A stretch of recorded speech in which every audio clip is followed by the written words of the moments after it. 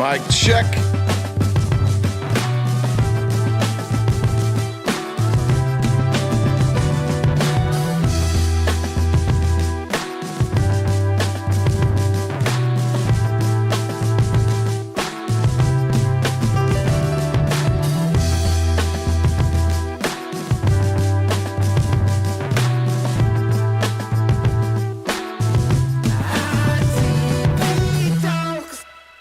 Good morning. Happy Friday, everybody.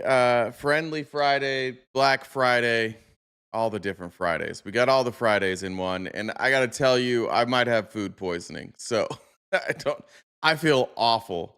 I ate something this morning. A neighbor gave it to me, some sort of like leftover Thanksgiving dinner with eggs. And it is not going well. Not going well at all. You missed TikTok? Well, we'll be back on TikTok on Monday. They banned us for a couple days. How do you miss TikTok, though? It's the worst one. Of all the apps, it's by far the worst one. And we got banned. There's no question, in my mind at least, that what we got banned for was telling the truth about Zionists. Stomach bug going around. Man, I hope it's not a stomach bug. I feel...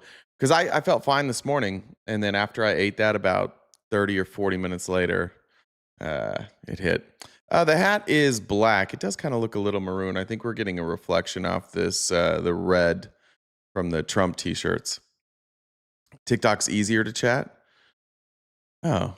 How's it easier to chat on TikTok? Seems like it's like if you're watching on YouTube, isn't it the same? Like you just... Oh, I guess maybe on the... Oh, hey, Jim. Not exactly. Not from mobile.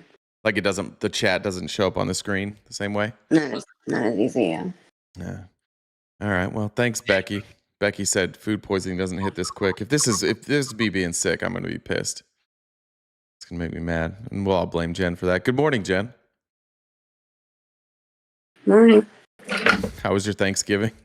It was Thanksgiving. It was fine. I went and saw Wicked 2 last night, so I didn't get home till late. I didn't know there was a new Wicked. Who's in this one? Same people. Just the second part. Oh, that's Ariana Grande, right? Mm-hmm. And I can never remember Alphaba's name. But who? Yeah, so we saw that. Alphaba. Is that the witch? Yeah. Oh, okay. I haven't seen it. It's actually really good. It's ironically like when I watched the first one, it plays politically all the stuff that's kind of going on in the country. It aligns. It's kind of wild how it does. I'm looking at this cast. It's a good cast. Cynthia Erivo is the name of Elphaba. Yeah. Jeff Goldblum's in there. Mm-hmm. He's the wizard. Huh. I don't know. I bet I'm gonna have to wind up going to see that. My daughter gets back. Long as fuck. Is it long? No, it's yeah, it is long. But it's a musical. Oh, I like that. So, was that you trying to convince me to go see it? Is that what that was? No, it's just. You like musicals. I thought it might be your jam. So maybe it will be. I do. I've seen K-pop Demon Hunters about 485,000 times. Have you had to watch that or? Like no. You're past that. Oh, it's no. My spawn's beyond that. My spawn likes to listen to Eminem, and For real? No, it's hilarious. She's. What did I say the name? Huh? Oh, sorry. Somebody said I fucked up Cynthia. Did I say her name wrong? What did I say the name was? Don't know. All right. Did I mess that up? I'm looking back at the. I don't know. What did I say? Musicals are not movies. Well, aren't all movies movies? Did I fuck up Cynthia? I don't know. Who's saying movies? Musicals aren't movies. Oh, that's Swiss Michael. Oh, Michaels are just wrong, which is okay, I guess. In fairness, Swiss Michael calls Switzerland Swiss, which is weird to me, but whatever. Newsies is great. Not all musicals are great. They're not all great. Some are terrible. The Mormons made a musical called Saturday's Warrior. I don't know if it's Saturday Warriors or Saturday's Warrior or Saturday's Warriors. I'm not really sure, even though I've seen it a million times. If you guys want to watch an awful musical, there you go. All right, your son loves K-pop. Team, who was it that said we're going up? What are you guys doing for Black Friday? I haven't watched Tim Miller's 1v20. How long is it? Maybe we'll watch it today. It's honestly like kind of a slow news day. There's not a lot of breaking news, so a lot of what I put together for the show is just a little more deep. But let's see. It was Jubilee, right? We've got a new subscriber. An hour and 40? Jesus. Have they clipped it? The values that I'm talking about. Did Jubilee clip this stuff up yet? Kind of a weird thing with Jubilee. Like they told us when we were on there, first of all, they said we couldn't like clip anything, and then just everybody clipped it. But then they rolled out all the videos like slowly. It was like one a day, which is probably smart. Let's see. I don't see anything on their YouTube if they've clipped any of this.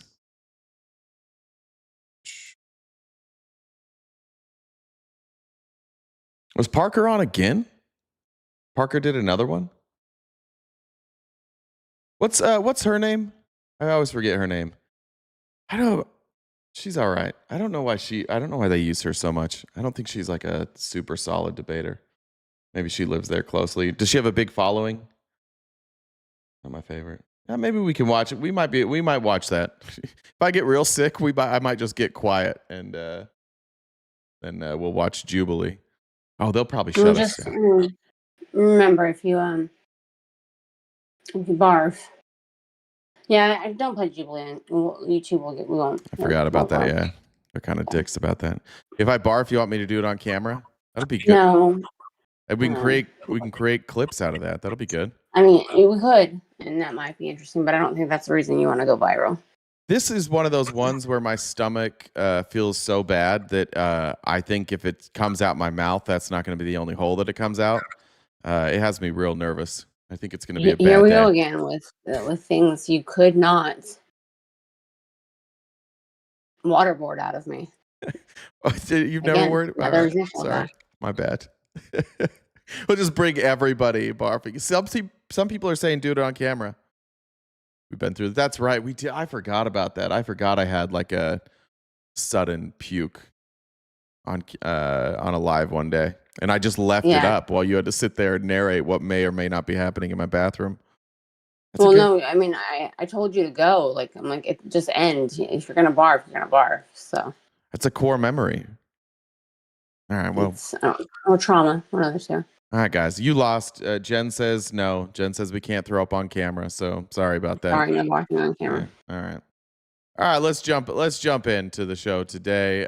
It is Friendly Friday, so the last 45 minutes or so we'll take friendly calls. I don't have a hard cutoff, but I do need to go check on some doggos. Go put on a pamper. So I can't stay too long today. So it won't be a hard cutoff at 1, but it'll be somewhere around there. At 1 my time. All right, I want to go this. I think Stephen A. Smith is preparing to maybe run for office. A lot of people have brought that up. Stephen A. Has always been this person, but now he's starting to get a lot of clicks politically, and I don't really care that Stephen A. Smith has dumb political opinions. What I'm concerned about is the amount of Americans who believe things that aren't true, and then they go on camera and they get really upset about things. Stephen A. Smith doesn't seem to know one, really how anything works, but 2, he doesn't seem to know much about Donald Trump. I think Stephen A. Smith is surrounded by rich Republicans, and they just tell him that Trump is a perpetual victim. So I wanted to show this clip. He was on with Joe, and is it Jada Pinkett Smith? I don't know. I don't know who Jada is there, but he's on with Fat Joe here and whoever the other person is. And this rant just pissed me off, so I wanted to show it. I told him with Trump, let it go. What you trying to put him in jail for? They did everything they could to prevent him from being the president. Trump ain't going after these people, man, because of the election. He going after these people because they tried to get him to spend the rest of his life in fucking prison. He approaching. Why is that okay? Why is that okay? I don't know. I don't know why. Like this is a thing that like it's like kind of a man thing. Like he's going after these people because they went after him. All right, but couldn't he just be president? Oh, it's Jadakiss. Thank you. 80 years old and you tried to throw him behind bars. He coming. Like, wait a minute. You motherfuckers smile in my face. You come into my casinos. You come into the hotel. Y'all all know we all sportsmen. We saw Trump at all sporting events. We were all cool with him. We weren't calling him racist then. So yeah, we were. He had multiple accusations of racism while he was running The Apprentice. His dad was sued for discriminatory practices. He was sued for discriminatory practices. There was a lot of upheaval against Donald Trump when he took out that ad for the Central Park 5. Nobody liked Donald Trump. This revisit of history, Donald Trump has always been a villain. Always.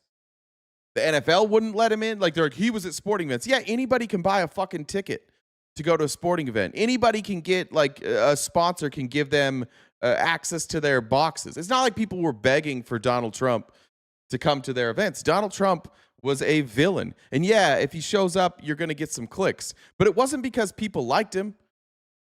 Nobody liked him until the Republicans adopted him. He was universally like a very well-known figure. And he was known because he was seen as kind of a scam artist, kind of scummy, kind of racist, misogynistic, and he loved saying "you're fired," which is actually a myth. If you go back and you read the books about the people have written that have worked with Donald Trump, he's actually afraid to fire people. He always makes somebody else do it. There was one really with what was that lady's name that was on The Apprentice, and then she came and worked for Trump in Omarosa.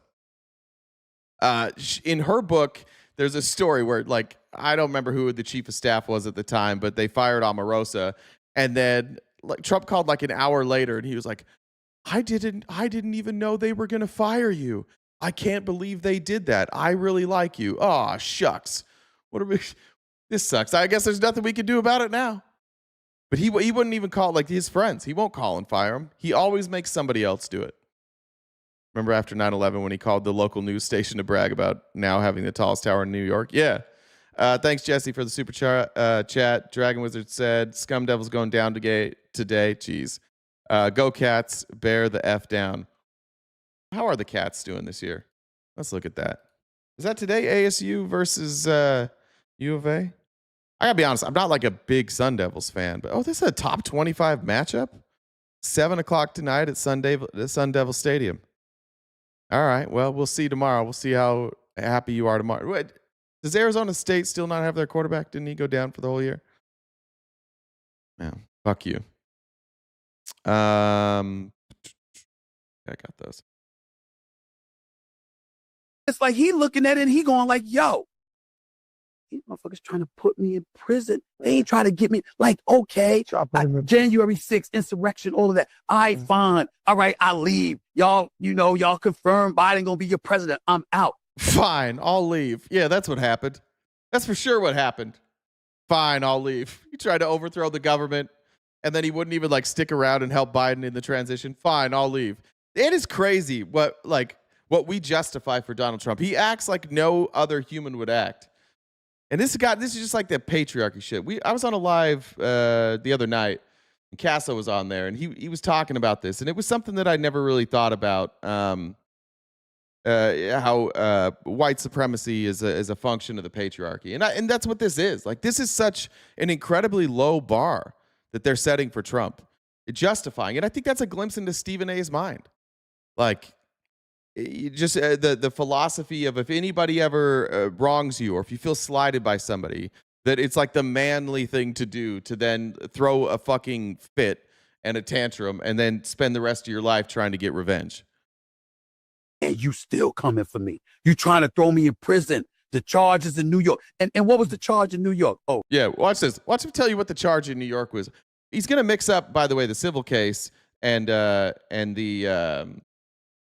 I don't know, maybe that's not this clip. Never mind. That's a different clip.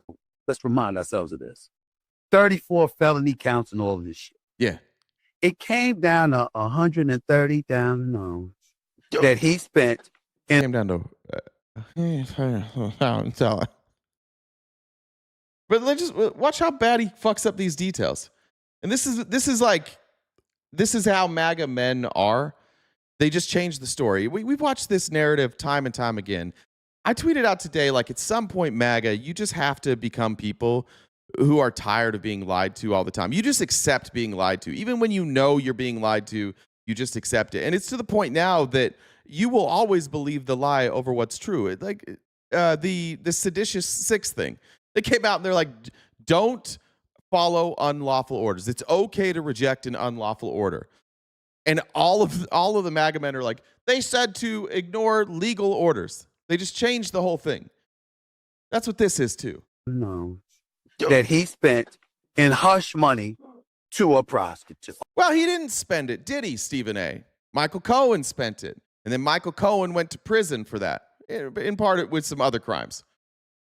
Michael Cohen spent that money. What Trump did was had his lawyer pay for something, and then because Trump didn't want to admit anything, and Trump could have just reimbursed him, instead Trump spent more money reimbursing him, like creating new payments, wound up paying double. I think it wound up being like $350,000 is what he wound up having to pay to cover taxes. And then kicked him a little bonus, all just to not admit that he lied. A porn star, the porn star, Stormy Daniels or whatever her name is. So I'm going like this. Yeah, it's a little more complicated than that, but we simplify shit in the streets. Yeah, we're in the streets right now. We're just a couple of millionaires talking on a podcast. We simplify things. We simplify things to the point that they're not true. All right. So he was fucking around with a porn star. And he wanted to keep her mouth. James, Trump is a fascist. God, you guys are such fucking victims. I'm so tired of just mediocre, dumb fuck conservative men. I'm probably going to get pissed today. I don't think today is going to be like a day where I'm real jokey with these folks. He is a fascist. Watch the rest of the fucking show today. He is a fascist. But even if he's not a fascist, you're doing what he's doing. You called him a name, so now you will justify anything that he does. It's not a psyop. Jesus fucking Christ, man. He's just a fascist. I'm going to show you today Tucker Carlson admitting that he's a fascist. I don't know if you're one of the groypers that comes in here every day, but like Nick Fuentes is actively saying like, hey, Donald Trump's not being fascist enough. We need him to be more. He told us he would be a fascist. And now he's not being fascist enough. He is a fascist. Shut. So it didn't ruin his chances at the election in 2016. And y'all trying to tell me that ain't normal? Seriously? So none of y'all. No, it's not normal. Yeah, James, we define fascist every fucking time. And James, you can have some courage here and we'll discuss fascism. But like the audience right now is probably rolling their eyes collectively because we define fascism to every single one of you dipshits every time. And then you just go, no, I don't believe it. I'm just going to close my eyes and plug my ears. And I'm going to keep being a perpetual fucking victim in the name of Donald Trump. Oh, I guess John Edwards, when he had the baby out of wedlock and he tried to hide it and get caught, he didn't try to bail. Yeah, he got caught. Where's John Edwards? Anybody seen John Edwards? There's a difference there. When John Edwards got caught, he disappeared. Nobody respected him anymore. He can't run for office anymore. That's the difference. Yes, Gary Hart, when he had the mistress on the boat in the 80s, he didn't. And what happened to Gary Hart? He got run out of politics. You guys elevate Donald Trump. Every time he gets caught doing something, you elevate him. And then you point to people who got caught committing crimes and we never saw again? Like, some of you at some point need to grow the fuck up. Yeah, caught. Sold the chair in Chicago. There you go. What about Clinton in the Oval Office? Clinton in the Oval Office. James, if you want the definition, come up. Okay? I'm not doing this shit with you every fucking day, you guys. You all do the same shit. I've explained it. You can go watch or you can come up. But I'm not going to keep doing your homework for you because you're lazy, and then you're just going to walk away and be like, no, I don't really count that one. It doesn't count for me. Come up, James, and we'll define it. Who the hell was volunteer? And James, if you don't come up, you're blocked today. I don't have the patience for you today. You can come up and we'll define it, and I'll walk you through the fucking thing, and it'll take an hour, and you'll be a dipshit, or you can get banned today. Those are your two options. All right. There's Steven. I'm going to be in a mood all day. I apologize in advance. I don't feel good, and so I'm grumpy. Let's move on here. This is going to kind of be the theme today, though. This was actually, I did have this clip from Tim Miller. But this is how James sounds right now, too. MAGA men MAGA in general, they just believe things. And when they're confronted with reality, and James, this is why I want you to come up here, is because you'll be like this guy. It's really easy to be a dumb fucking bitch in the comments. It's really easy to be a dipshit in the comments. Nobody sees your face. Nobody hears your voice. And if you want to stop defending something, you can just do it. You can see somebody else responding to you, and then you can start talking to them instead when you get cornered. But here in this clip, you'll see what happens. They get cornered, and instead of saying, well, I'm going to look that up, or like, oh, that doesn't sound good, they just say, oh, it must be a lie. Do you think someone that's a legal resident in this country that came the right way from Venezuela can, without due process, be sent to a foreign prison in El Salvador? Do you think that that's what the government should be doing? Are you talking about an American citizen? No, they're Venezuelans that came to the country through a legal process. They were working through legal pathways. So they were through refugees, legal pathways, or asylums. In regards to they came to this country, and we sent them to an El Salvador gulag. Did they for break 4 any months. other laws? No. No, and the administration has not acknowledged it, has not apologized to them. One of them is a guy I interviewed. His name was Andre Hernandez Romero. He was a makeup artist and a hairdresser. He came to this country, and he went through the CBP1 app, just like you were supposed to do. He tried to do it the right way, and what we did is we picked him up, put him on a plane, and we sent him to that El Salvador hellhole. Is he still there? 4 months later, the Bukele and Maduro. Is that a gotcha? Well, is he still? What if he was there for 5 minutes? He's still wrong. He was there for 4 months. But what if he was there for 5 minutes? And then I'm going to point out here, Trump didn't even fix it. Bukele and Maduro had to figure it out. He's still there? 4 months later, Good point, Canyon Sky. The temporary protected status that he was granted was given to him by Trump in an executive order. 4 months later, the Bukele and Maduro cut a deal to get him out of there. He was in there for 4 months. We did that to him. He came to this country, he tried to do it the right way, and we sent him to a foreign country. I'm sorry, that is against American values. This was a country where people wanted to come here. There's got to be a lot more. It was a shining city on a hill. There's got to be a lot more. We were welcoming people throughout the world. I understand that, but there's got to be a lot more to the story than you're saying. Yeah. This is uncomfortable. There's got to be a lot more to this story. There's not. That's the whole story. The whole story is he had tattoos that said mom and dad, and they were like, oh, gang member, tattoos. Gotta go. James, see that Venmo username? That's Jen's Discord username as well. You're going to add her on Discord, and you're going to come up. Now, what James is about to do, and I'll admit I'm wrong, but we've seen this game before. I'm going to tell James to go to Discord, and he's going to say, I don't have Discord, or I don't know how to use Discord. And he's going to use that as an excuse to not come up. And then then when he gets banned, he'll be like, you guys banned free speech. Let's see. So come on up, James. Do you need any help with that, James? Do you know how to use Discord? I have a hard time believing somebody with your political opinions doesn't live on Discord.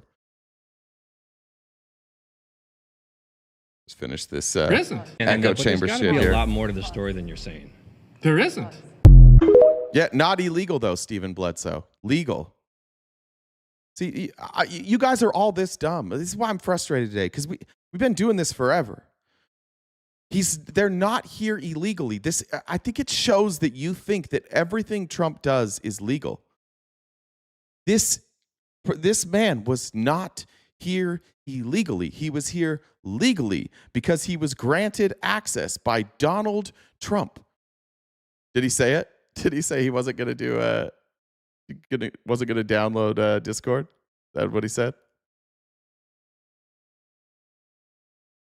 I don't do Discord. All right, moving on. You guys keep track of him. I got to move on with the show. My ADHD will get killed. All right, I want to show this. My For You page on Twitter is cool because it's basically just like all the stuff that the bros are shown. I don't want to necessarily say incels, but there's like this is more for bro culture. And during COVID, sneakers had this massive comeback. And I'm going to give you some terms here. A lot of people like this guy are sneaker resellers. So they're not getting their inventory necessarily direct from Nike. They're buying stuff at retail price from Nike and then charging double, triple, quadruple. They do, and then he had a store, and it was booming. Like there were long lines for people to go buy $200 sneakers that you could sell for a couple $1,000s on eBay. And so nearsighted, because if like sports cards, sneakers, art, collectibles, Pokemon, all that shit, like it's cyclical. There'll be like a big boom. And it'll drive up the prices, and then everybody kind of realizes that they're stuck with some overinflated inventory. And then anytime we have an economic crisis like we're in now, or 2008, people tighten up their wallets and they stop buying things. And everybody's confused. I want to show you just before I play the video. Like this was the caption from this is hustle, bitch. You just gotta hustle, bitch. He said. He asked, does anyone want to explain why shoes are literally just dying right now? And the weirdest part, nobody's selling or buying. Something broke, but nobody can agree on what. We all know what happened. I think the big disconnect, like when it comes to economics between the right and the left, is people on the right think that it's like, it just happens, right? They think that it's just this market that you never know what it's going to do, and you just have to adjust with it. It's not. It's a completely manipulated market. If a bunch of people are buying Jordans, then the price of these Jordans are going to go up. And when people stop buying them, the price comes back down. It is not hard to figure that out. And why would people be buying shoes less? Because they don't have as much money. And then there's a domino effect. And this store owner's figuring out the domino effect. And it's also crazy that in this country, you can buy sneakers for like $12,000. I have a pair of, I don't want to say that because I don't know if I'm allowed to say that. Sorry. Maybe on a private stream. I'll explain something about sneakers. Does anyone want to explain why shoes are literally just dying right now? I own a sneaker store and we've been struggling for the last couple months. And y'all can say, oh, it's because you overprice things. And I know what you're going to say. Oh, it's a Yeezy. You're overpricing it. It's $110. Retails like 2 something. Market's like $190. I'm pricing it at $110. It's brand new. An off-white lot dunk, which you haven't been able to get for 4 years now. Used to be going for $500 to $600. Market's like $400. We have them priced at $320. A shoe that's sold out, hard to get. A SB Navy 4. It's used, but $210. That's like retail. And then you have stuff that are like Jordan 1s, like these shattered backboards that just came out. We were charging like $170 for them or something like that, which retails higher. And then we got like Lucky Greens, the Royal Toes. All these things are going for well under retail, and we have them priced under retail. For example, like a yellow ochre, which is not even a bad shoe, is going for like $90 in the store here, which is crazy. Retail is like, what, $170? It's definitely an interesting time in the sneaker world right now, and you'd think that people would be coming to sell us their shoes too because the market's down. They just want to get rid of some stuff, but that's not even the case. We haven't had a lot of people coming to sell to us. I mean, last week we did buy a lot of shoes, but this week we're a little slow. So if you guys are looking to sell us your shoes or come and buy some shoes because you're looking to buy the dip, then please stop by 1049 East Imperial Highway, Placentia, California. It's Hidden Realm. Yeah. Why waste money on shoes anyway? Just buy a pair that covers your feet. Well, I mean, look, some people like fashion. Obviously, you see how I dress. I don't know shit about fashion. I have a couple pair of Jordans, but they mostly just sit there. And they were all gifts. I'm not a sneaker person either. I really like I don't even know what they are. I don't know what brand they are. They're kind of like Crocs, but they're like an off-brand Croc, and I wear that like 90% of the time. What did you do? Alter ego. What'd you do? Why is Alter Ego getting big dubs? Oh, gifted memberships. Thank you. I appreciate that, Alter Ego. Thank you very much. Good reminder, we are crowdfunded, so if you can help us knock out our gift goal each day, that's in the... Oh, I got rid of the gift goal. Forgot I hit it last time. There it is.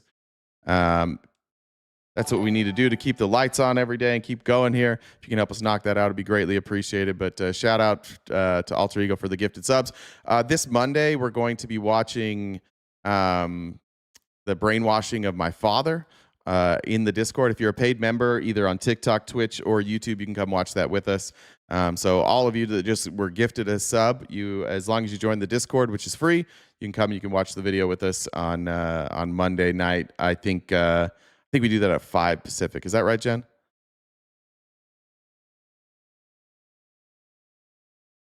My shoes can't pay rent. That works. Yeah. Okay.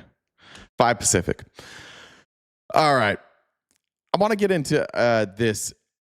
I've seen Eric Trump say this. Now Lara Trump's doing it. She went on with Bill Maher. Has gotten real. This is another lie that the Trumps are telling. That again, like if you're a Republican and you're hearing this is not a good explanation for why Trump is running multiple crypto pump and dumps. The three things that Donald Trump has done when it comes to cryptocurrency is right before he took office, like 2 days before he took office, he ran 2 crypto pump and dumps. I mean, they created an altcoin, pretended it was worth a bunch of money. A bunch of people bought it. The people that held the most coins then sold it when the price went up. The price dipped, and they made all the money that all of these Trump supporters had pumped into that coin to artificially raise the price. Then it crashed. The whole time, Trump's also making fees on this. And then when everybody saw that he had rug pulled it, then they're like, well, let's do a Melania coin too. And then they did a Melania coin and they pump and dumped. And then they're like, what if we had a stable coin? So they created World Liberty Financial, and now they're pumping in money from the Qataris, the Saudis.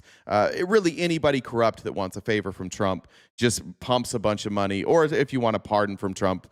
And so this is obviously a criminal enterprise. If this wasn't Donald Trump, all of you would agree that this is a criminal enterprise. If this was Joe Biden, you would all be protesting outside of the Capitol. It's the only thing any of you would talk about. But because it's Trump, you don't talk about it. And I just want to point out that the explanation given by the Trumps as to why they get to now run crypto pump and dump schemes and have their own stable coin where they're able to take bribes where nobody can really track the money is because of this. This makes no fucking sense.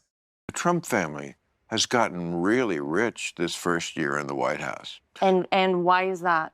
Well, a lot of people would say because they're doing things that people are not supposed to be in government, who are in government doing, like doing starting a incorrect? crypto company where people can... Who's doing something? You, your family. You ran 2 pump and dump schemes and you're openly taking bribes. That's what you're doing that isn't correct. Funnel money, and we don't know how it comes. I mean, it does look a lot like influence peddling. It really does. And their net worth has gone up a lot. You want to know why my family got into cryptocurrency? It was because we were debanked. Because whenever you take the ability away from people to utilize a bank in the way that has been done in perpetuity for... No bank would take your money? Well, look at what they did to the Trump... That's a good question with not much follow-up. One bank said, we don't want to do business with you anymore because you tried to overthrow the government. You can keep your money. It's all your money still, but we're no longer going to house that money for you. You can go to a different bank. You can go to Deutsche Bank. Deutsche Bank didn't tell the Trumps that they can't bank there. Why didn't Trump just go to Deutsche? Why would you have to go to cryptocurrency when JP Morgan says we don't want to do business with you anymore? Trump organization. Look what they did to my father-in-law. You know, my husband, Eric, runs the Trump organization. And pretty much overnight, he had banks say... Bank. Not banks. Bank.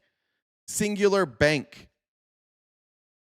They're just grifting off of you. They're stealing, they're committing crimes, and they have you guys thinking that they're the victim. They were so victimized by a bank saying, we don't want to do business with you anymore, that then they just get to be a criminal enterprise. That's what she's saying right now. Did Deutsche pull his accounts? I thought he still had open accounts with Deutsche. Check that.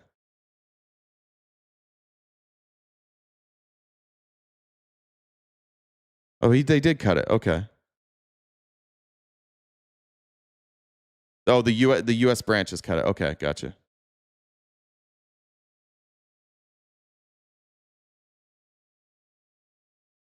Did they ever follow through on that? I thought we just saw a Deutsche loan when we were looking at finances with Trump.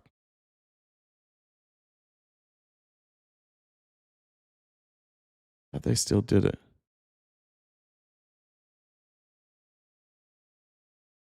I don't know. I'll have to look. Somebody look that up. I thought he still was doing business with them. I could be wrong on that. You know what? We are unfortunately not going to be able to do. But even if, wait, hold on, real quick. Even if I was wrong on Deutsche, which it looks like I am wrong, that still doesn't mean that you get to go commit crimes now. Why do you get to commit crimes if somebody says we don't want to have your money in our bank?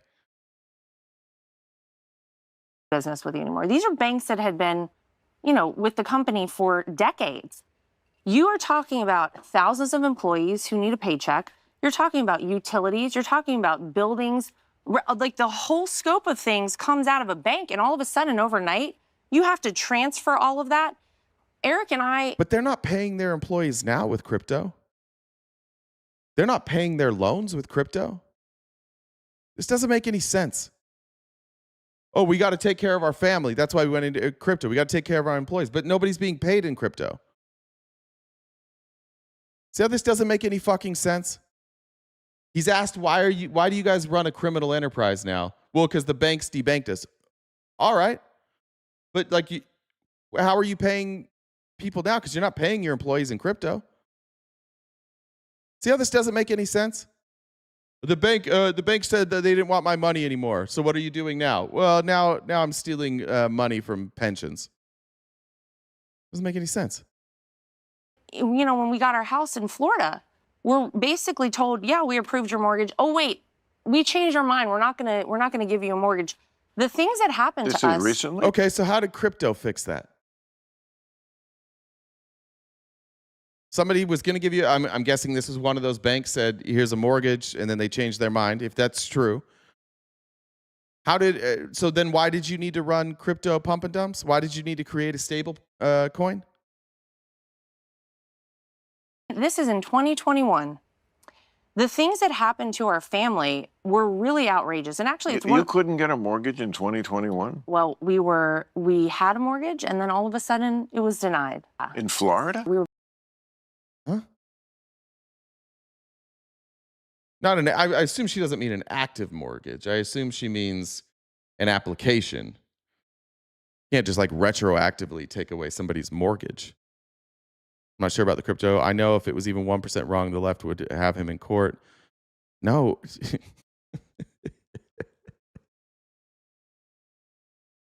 All right, let me help you with this, Thomas. Let's just walk through this. If you are running a pump and dump scheme, if you're running a Ponzi scheme, who would take you to court? You have two options. You would have the victims. They could take you to court because there's damages there.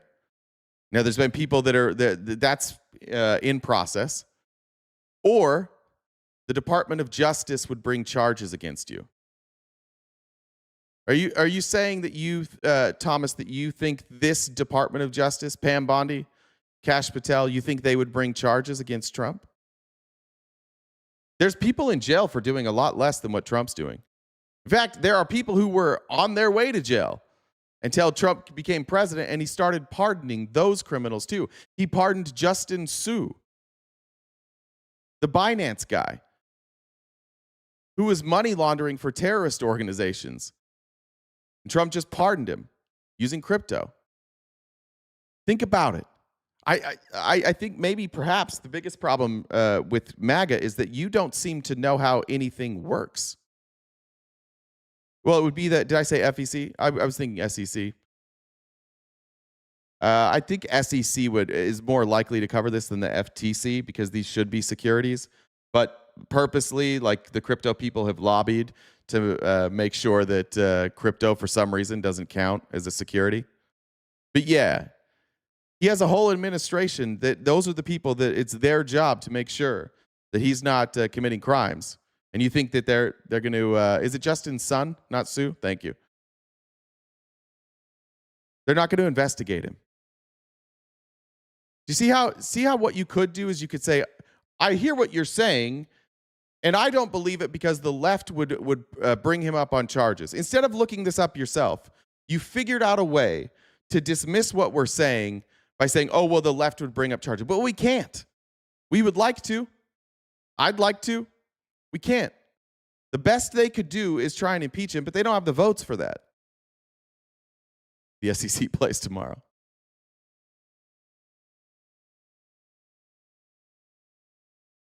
Stop believing the Trumps. Stop letting them just say shit. And by the way, Bill Maher, if you're going to ask that question, it'd be cool if you understood any of it so you could have a follow-up question. That'd be pretty cool. Now here's what Trump's saying. He's got to keep you guys distracted. This is something that isn't real. This is something he's saying so that you guys think that he has good ideas. And it's just another here's an idea we'll float to you. It might come to you, so keep supporting us because this might happen in the future. There's no chance this happens. A car company from all over the world virtually is building plants now in the United States because they don't want to pay the tariffs.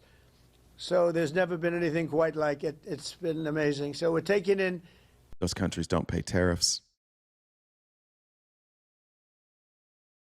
The president of the United States lies to you every day about tariffs. Tells you he's taking in money from other countries for tariffs. That doesn't happen. It's not possible. The same people in here come in and call us dumb every day, and you let this guy lie to you. Do you have any self-respect at all? He's going to tell you that he's going to eliminate income taxes and basically that other countries are going to pay your income taxes. There's no mechanism to even do that. You can't force other countries to pay taxes. We can't tax other countries. It makes no sense. Greg, shut the fuck up. The left are against all kings thinking. I'm fact-checking right now. That's what we're doing. While we're fact-checking what Trump says, you're like, you guys never fact-check. Here, we'll do it. Watch, this is how this works. Do other countries pay the tariffs? Watch this. We'll fact-check for you. Well, Google is woke. No, foreign countries do not directly pay tariffs. Importers in the country that imposes the tariff pay them directly to their own government. Importers, citizens, businesses in the country that imposes the tariff pay them directly to their own government. He's lying, right? But you guys are against fact-checking. Where's Greg? Greg, who pays tariffs? Now that you've seen that, Greg, who pays tariffs? And then I'm going to rewind this, and we're going to see if he's lying to you or not. And now the thing that sucks is he's either lying or he's a dumbass. How do you deal with that? This is a simple thing, too. I think it's fine to get something wrong, but this guy's got the same thing wrong for 2 years now. Greg, who pays tariffs, Greg, was the question I asked. Who pays them? Do other countries pay tariffs, Greg? You have to answer this question or we have to kick you out today. We're not doing this shit all day. You don't get to obfuscate, go to something else. If your answer is not about, it's got to be yes or no. Do other countries pay the tariffs, Greg?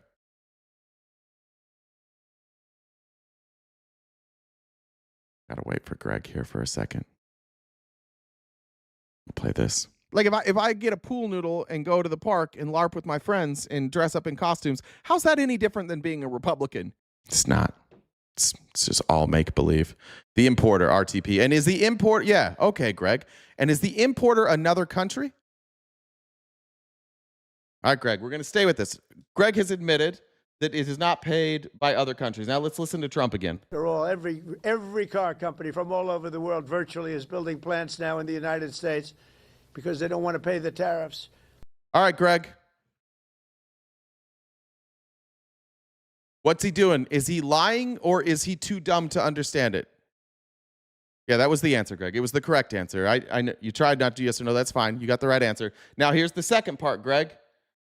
Is he lying or dumb? Now in the United States because they don't want to pay the tariffs. All right, Greg. So they don't pay the tariffs.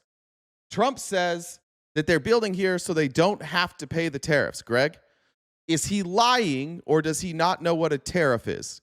There's not another answer here.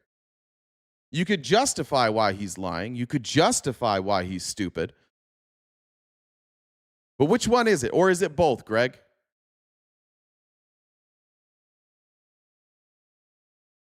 These are my these are my leftist sources. That's Donald Trump. Donald Trump is now Donald Trump's own words now. Come on, Greg. Help me out here. He's dumb or he's lying, Greg. What is it? Or he doesn't, or we can even make it not so inflammatory. He either doesn't know what a tariff is or he's lying, Greg. Which one is it? Did Greg choose to pivot? I didn't see a response from Greg. I don't know if you see, he got caught up in auto mod for chats. I don't know if you see those on your end. He's trying to pivot. Oh, Greg, I'm not seeing them. Greg. Oh, I see. Greg, you have one more chance. Greg, is he lying or does he not know? Don't ask me. Don't pivot out of this, Greg. This is some real bitch shit out of you, dude. This is what you guys all do. You're such fucking cucks to this guy that when you're now in a corner where you've got to figure out why this dumb motherfucker keeps saying that other countries pay tariffs, and now you don't want to talk about it. This is the last chance, Greg. Is he dumb or is he lying? I'll play one. We'll play this one, and then if Greg doesn't answer, we got to get rid of Greg. Like, nobody's as soft as a conservative. Ladies, you know what I'm talking about. Those conservative men are soft as shit. That's why every time you go to a conservative podcast, it's like, and now to our sponsor, Blue Chew. Your dick can work again. You don't have to scream at women when your dick doesn't work. This'll fix it. All right, Greg. You had a chance. I'll trust the process. All right, Greg's got to go. Bye, Greg. You're a coward. And that's, I think, mostly why you like this guy. This is an embarrassing thing for you, bud. You were asked a very simple question as to why Donald Trump doesn't know what a tariff is, and you want to talk about everything but that. So, Greg, you got to go too. All right, Tony, now I'll talk to you. According to RTP, China consumers have been paying the high tariffs they had against U.S. all these years. Yes, Tony, you dumb. Yes, Tony, that's correct.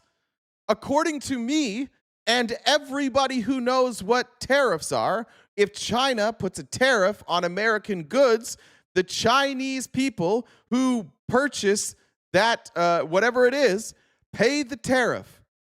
You are laughing at, you think you have a gotcha. Yes, that's how it works, Tony. Jesus, fuck. We're fucked. We're so fucked. They're all stupid. Every fucking one of them. They're all stupid. Well, now I'm going to get him. He's going to have to admit that Chinese people were paying. Did we pay those tariffs? Were we cutting checks to the Chinese government for those tariffs? No, we weren't. My God. You can't all be dumber than this guy. Well done, Tony. So there's never been anything quite like it. It's been amazing. So we're taking in, think of it, hundreds of billions. Next year it'll be $1 trillion or more. But we're taking in all this money, at the same time protecting our country, and we're respecting. More lies. Nope, we're not getting any money from them. This is a lie. Again, they actually respect us, and they made the deals. I mean, they respect us, but they pay us, as an example, Japan $650 billion, South Korea $350 billion, European Union $950 billion, and they are building plants now in the United States because they don't want to pay tariffs. So what did this you say? Actually, I have to agree with Greg. Greg, terrorist? Tariffs, probably. Tariffs is designed for something that comes into the country. So if you open a factory in here and you sell the products in here, you don't pay a tariff, do you? Yes. Are you saying if you open the factory and then start building it here? Yeah, nobody's saying that those people would pay a tariff. Yeah, that's Yeah, everybody agrees with that. But we're paying these tariffs. Yeah, we were actually a lot less than what China was charging us. Oh my Christ. China doesn't charge us because China can't charge us. They can only charge their own citizens tariffs. The dumbest person ever to be president has completely broken fucking all of you. Canada doesn't charge us either. Jesus Christ. By the way, it says USA FRIST. Canada doesn't charge us tariffs either. They charge their own citizens tariffs. It doesn't matter what country you say. If a country charges a tariff, they're charging their own citizens because you can't tax other countries. What is going on today?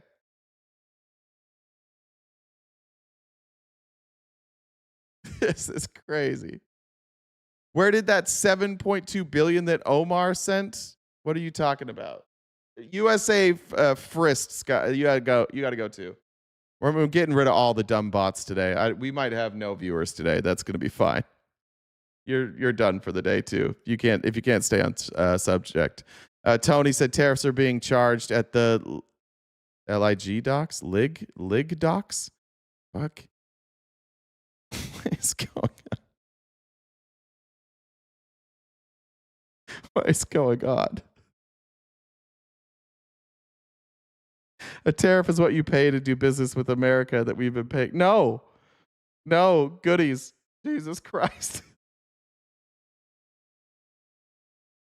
You just show them that they're wrong, and then they just keep saying it. I don't know. I don't think you guys are real. I think you got to be bots. That's crazy.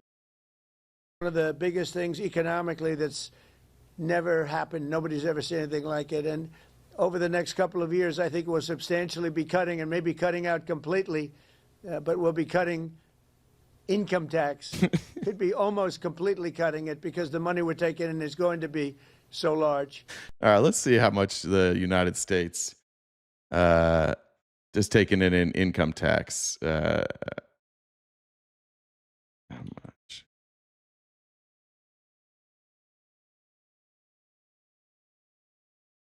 Let's see. 2024, the U.S. collected approximately $2.4 trillion in income taxes. How much have we taken in tariffs this year?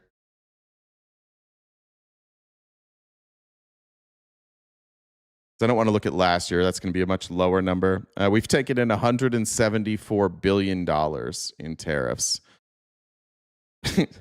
We're going to replace the $2.4 trillion in income taxes with $174 billion. What's the military budget? Isn't it like 1 point something trillion? 2025, what was it? Almost $1.895 billion.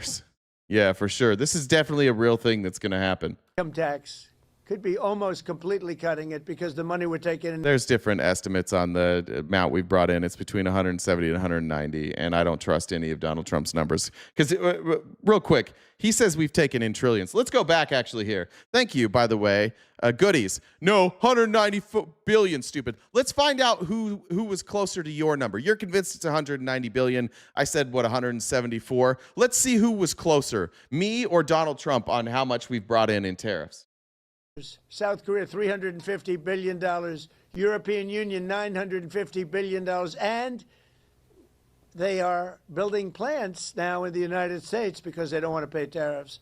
So this is one of the biggest things economically that's never happened. Nobody's ever seen anything like it again. They actually respect us. And they made the deals.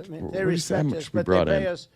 As an example, Japan, $650. Where was the trillions? Time protecting our country. And we're respected again. They actually respect us. And they made the deals. They respect us. But didn't I go back far enough? Think of it, hundreds of billions. Next year, it'll be $1 trillion or more. Hundreds of billions, not hundreds of billions.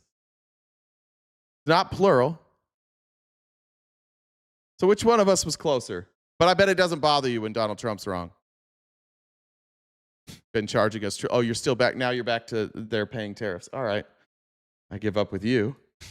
You can't even stay on topic. You just said 107 or 190 billion. He said hundreds of billions will be trillions, but now we're back to like they're charging us tariffs. All right, goodies. We got to work on goodies. Goodies. Who pays tariffs? Is it foreign countries or is it American importers? This is your chance, goodies. And if you answer incorrectly, you have to go. Who pays tariffs? American importers or foreign countries? There's a... Wait, you just judged me, you dumb fuck. You just judged me for getting a number that you think is wrong, but then you don't hold him accountable. The businesses in other countries pay the tariffs. Wrong, Goody. I'll give you one more shot. The businesses in other countries don't pay the tariffs. One more. How would they do that? How would they pay tariffs to our government if they are not an entity in the United States? It's not both. It's not both. No. It's not both. They can agree with the importer. They'll say like, hey, we'll knock this amount of your price, or we'll send you some money, but the importer pays it. One last chance, Goody. Who pays the tariffs? Is it foreign countries or is it entities in the United States? We're going to run you all out today. Dude said go watch Joe Rogan. Joe Rogan would agree with me on this one. All right, let me know what Goody says. Move on. All right, then there was some more lying here by Trump. Earlier this year, Donald Trump says that he won 26 club championships. That was in April or May. Now he's going to lie. Now he's here to talk about the National Guard's members that were killed. So obviously he's going to brag about his golf game. And are you and President Biden going to play that golf match? I'd love to. I mean, I've invited him, but he doesn't want to show up. Look, I know a lot about golf. I've won 38 club championships, and I don't get So did he win 11 club championships this year while he was working hard? to practice much. I won one last year. I won a club championship at a big club, beating a 27-year-old kid. I said, you know, I'm decades older than you, but I said, the fairway doesn't know how old you are as you walk up the middle, and he's in the rough. And I've been a good golfer over the years. When you win, club championships are our majors. You know that. Most people can't play. No. If you are an amateur golfer, club championships are not a major. Those would be like the U.S. amateur or like a state amateur or even just like a city tournament. Club championships, especially at like some of these Trump clubs where the membership doesn't always have a lot of great players, not good. But he hasn't won 38 club championships. And they won't. We're talking about no strokes or anything else. So I'm a very low handicap, and I've won 38 of them legitimately, everyone legitimately. It has to be legitimate because you have a lot of people following you during club championships, as you know. So I guess also not true. There's not. You don't have a crowd at club championships. People. These are just like you and 20 of your friends playing golf together. I'm very. I got to be right around scratch or better. I beat a Goodies. Mute Goodies for 2 minutes because now he's just doing personal insults because he looks stupid. 2 minutes for Goodies. +3. That's 3 better, 3 below par. If you look at it, for those that don't know, in the finals of the club championship last year, with all I was going through, and with no practice, so I'm a good golfer. Yeah, I would have to say that. I want to be honest. I have to be. The question that he was asked, just so we're clear, is did he ever have a match with Joe Biden? Nobody asked him any of those other questions. That's just because he's a senile old man that is rambling incoherently and making up numbers. The question he was asked is, did you play Joe Biden yet? That was it. That was a question. And he just rambled and then made up a bunch of lies about his club championships. I played with Bryson DeChambeau on his show, the Breaking 50, and we had a good time. But a lot of people thought that was a great ratings hit, and we had a lot of fun. But golf is great. It's sort of a microcosm of life. And you have a lot of people talk, but they can't play, like Biden. Well, I talk and I'd beat your ass, so I can say it then. I can say that you're a liar, your putting stroke sucks, You're one of the worst chippers I've ever seen. He legitimately has like full on yips when he chips. He's not a good golfer. He drives the ball really well. That's it. He can't hit a ball 30 yards, I'm telling you. I looked at his swing. He cannot hit a ball 30 yards. He said he was a 6 handicap. He said that was the only thing that made me angry during the debate with him. He said he was a 6. I said, you're not a 6. And he said, well, I'm an 8. I said, that was quick. I picked up 2. But he's not 100. He's not 100. So, but it's... That doesn't make any sense. If you were 100 handicap, that would mean that you shot somewhere like around like 180, 190 every round. It's crazy. It's a great game, and I hope you guys get to play a little bit of it. But frankly, I'm more excited about the icebreakers, if you want to know the truth. So anyway, I don't know what the icebreakers are, but it's a good day to remind you that Donald Trump's a fucking liar about golf. Here's Rick Riley, who did. He's the only person I know of that actually went to Trump's clubs and talked to the people that Trump plays against, talked to his staff, talked to his caddies, talked to the other people in club championships, talked to the head pros, did extensive research on Donald Trump. He wrote a book called Commander in Chief, which is really funny, especially if you like golf. And here's what he has to say about Trump being.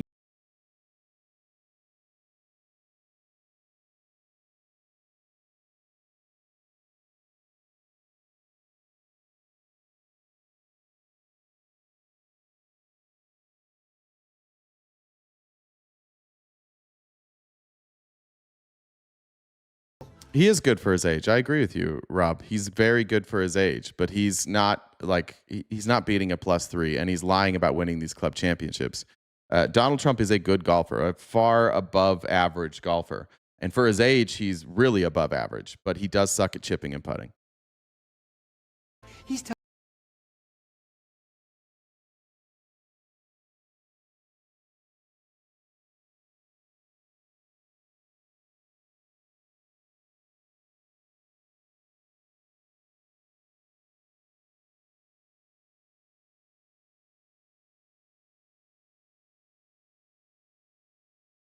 By the way, Trump every year used to play in a golf tournament that was on TV where he couldn't cheat, and he couldn't break 90 at a very easy golf course. It's the same place where he hooked up with Stormy Daniels. I don't remember it's in Lake Tahoe. And he would come in and say he was like a 2 handicap, and then he'd shoot like 88. I think like his best score was like an 86. He just cheats. He can drive the ball well. He cheats at everything else. That's the only reason his handicap is low, which, by the way, doesn't even help you. If you don't know how what a handicap system is, it basically, like, if I was going to play somebody who I was either a lot better than me or worse than me, there's a mathematical system in golf that says like this is how good this player is versus this player, and then you get like extra shots. So that person would get, like, if they made a bogey on a hole, but it was one of the 6 hardest holes and they were getting 6 shots, it would count for a par instead. So lying about your score to have a lower handicap also doesn't help you. But I would bet a significant amount of money that if you forced Donald Trump to play a round of golf with cameras on him at all times, he could not break 90. I don't think there's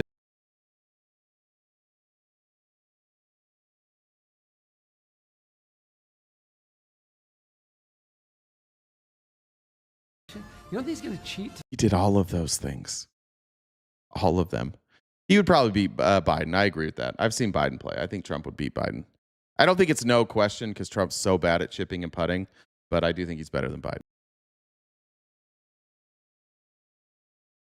Trump's golf handicap, because it's indicative of, like, I think it's important to show that there's no part of Trump's life that he doesn't cheat at. I can't trust me because I don't like Trump. Yeah, that's fair enough. This is crazy. I don't know if you guys have seen this. I'm sure we'll get more updates, but this is a story coming out of my home state, the great state of Arizona, land of the milk and honey, and Turning Point USA. And we got a pretty scandalous story coming out of Turning Point USA. There's another story that I haven't been able to get into all the way, and I think we'll probably cover it Monday. But it's looking like Turning Point USA was hiding a bunch of money, that they were siphoning off money to make themselves rich. Charlie Kirk's, let's see if, I'm going to fact check this. I saw a clip earlier of Charlie Kirk's house. I want to make sure it really is his house. But like $5.25 million. 6.4 million. Yeah. See if I can find a picture of it. How's a guy that's job is to just help people register to vote getting $6.4 million? Oh, it's not up there. I thought it was going to show pictures. How do you make all that money? Where'd all that money come from? He didn't get all that money from YouTube. He doesn't get all that money from his podcast. Where do you think he got all that money from? Here it is. That's the house Charlie Kirk lived in. From getting people to register to vote? Now, Candace Owens is saying that that Charlie Kirk, days before he was dying, was telling friends like they're going to kill me. He also apparently ordered a full audit of Turning Point USA, like, I don't know, for a couple days or a couple weeks before he was assassinated. They're saying it looks like people were stealing from Turning Point USA or using it to either launder or just enrich themselves. But this story coming out of Arizona is even worse. Let me be very clear. These claims are untrue. That's the response Avondale City Council member Jeanette Garcia typed up tonight about a lawsuit filed against her. It claims she offered a man a job in exchange for sex, then kidnapped his 14-year-old daughter when he refused. This isn't the first time she's been accused of bad behavior. In February, Garcia made headlines after posting, "Hey pedo" at Tom Hanks on X. Pedo is the shorter word for pedophile, and that is That's great reporting right there. the QAnon conspiracy about the popular actor. Garcia claimed she meant pedo, the Spanish word for fart. You misunderstood my statement, but the biggest part of my statement was about racism. Months before that scandal, Garcia is accused of making sexual advances toward a coworker while she worked for Turning Point USA. In a statement, she says she's never solicited anything inappropriate. The Finn, I don't think that story about Charlie Kirk paying that person on OnlyFans is true. I reached out to somebody I know that has an OnlyFans account, and I asked them if you can see the information of the people that pay you, and they can't. You can see their username, and that username didn't say Charlie Kirk. So seeing the full name of the user, I think that that's a lie. I think whoever that is lying about that. But I also Googled it to see if they can get that information. So I don't believe that that's true. What's up, Jen? Fun fact, they can. According to who? I have a friend personally who I had an ex-boyfriend at the time, saw his information as on her OF. Well, but could that have just been his username? No, it had like his whole name, his like information, all of it. She showed me what it looks like, and there's no names. I don't know if that was like you used to be able to see the name. I don't know. Maybe. I mean, this was about 5 years ago, but they used to be able to. Maybe they might have used. Yeah, maybe. At least for hers, or maybe there's different accounts. But I don't buy that story. Keep going. As she's never solicited anything inappropriate. The plaintiff, who filed anonymously as Father John Doe, claims it happened when coworkers went out to dinner last November to celebrate the elections. Garcia is accused of making remarks, inviting and suggesting having sex with Father Doe and offering him employment with Turning Point if he agreed to it. This is kind of a thing that's happened with multiple people now. With her, it also happened with Lara Loomer, where you get these women in conservative circles who get like really aggressive towards men. And Lara Loomer's is wild. You can hear the audio. She's just like begging for men to abuse her. And this kind of seems like the same, but it gets crazier. Outside of just like the sexual advancements, then we go kidnapping. Employment with Turning Point if he agreed to it. The lawsuit states Garcia became more aggressive and explicit due to excessive consumption of alcohol, driving Father Doe Thanks, Tanya. to leave the restaurant. When he got home later that night, his 14-year-old daughter was not there. He alleges Garcia decided to take his daughter from her home without his permission. Garcia maintains she was helping a young girl. The lawsuit alleges... With what? Like, I'm trying to figure out what she thinks she was helping her with. I'm helping you so that your dad will fuck me. Garcia and other Turning Point employees were drunk when they picked up Father Doe's daughter. The suit claims the girl did not return home until 12 hours later. Again, it's important to remember that Garcia has not been charged with a crime. In her statement, she says that she is threatening legal action. And we also reached out to the other defendants, Turning Point USA, the City of Avondale, and Maricopa's County Sheriff's Office. We'll let you know when we hear back from them. Reporting live in the newsroom, Casey Torres, Arizona's Family. We found out a lot. Like, ever since Charlie Kirk was assassinated and there was a microscope put on Turning Point USA, we found a lot. You've got the leaked videos of the kids just like that work there, just openly saying, yeah, we're racist. You have this. You have now people saying that Charlie Kirk felt that he might be assassinated if he turned against Israel, which allegedly he did, and he's no longer with us.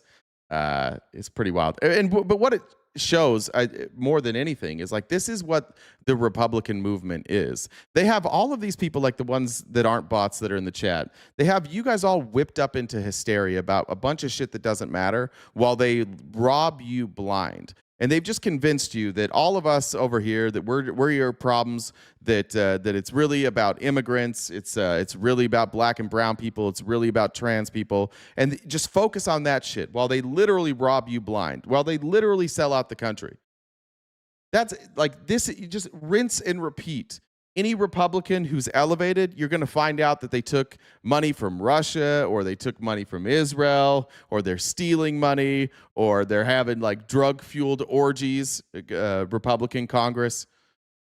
And none of you ever care because they've convinced you that the biggest threat to you is us. And so you're just going to overlook all of that so that you can continue believing you're on the good side. Keep watching CNN. I haven't showed a single CNN clip. That's crazy. You guys all do that too. Like, you're all unoriginal. You come in every day with the same insult. You're watching CNN. Maybe you should watch CNN once in a while. Maybe you watch something else. Maybe you find something else to do with your life. You're just like, I'm just showing you in there. I've showed, what have we had here so far? I had a local news report.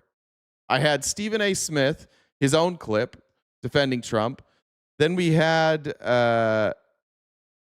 2 Trump clips in a row. Then a Trump supporter that sells shoes. Then Lara Trump, who is Trump's daughter-in-law. We've literally only showed conservatives today.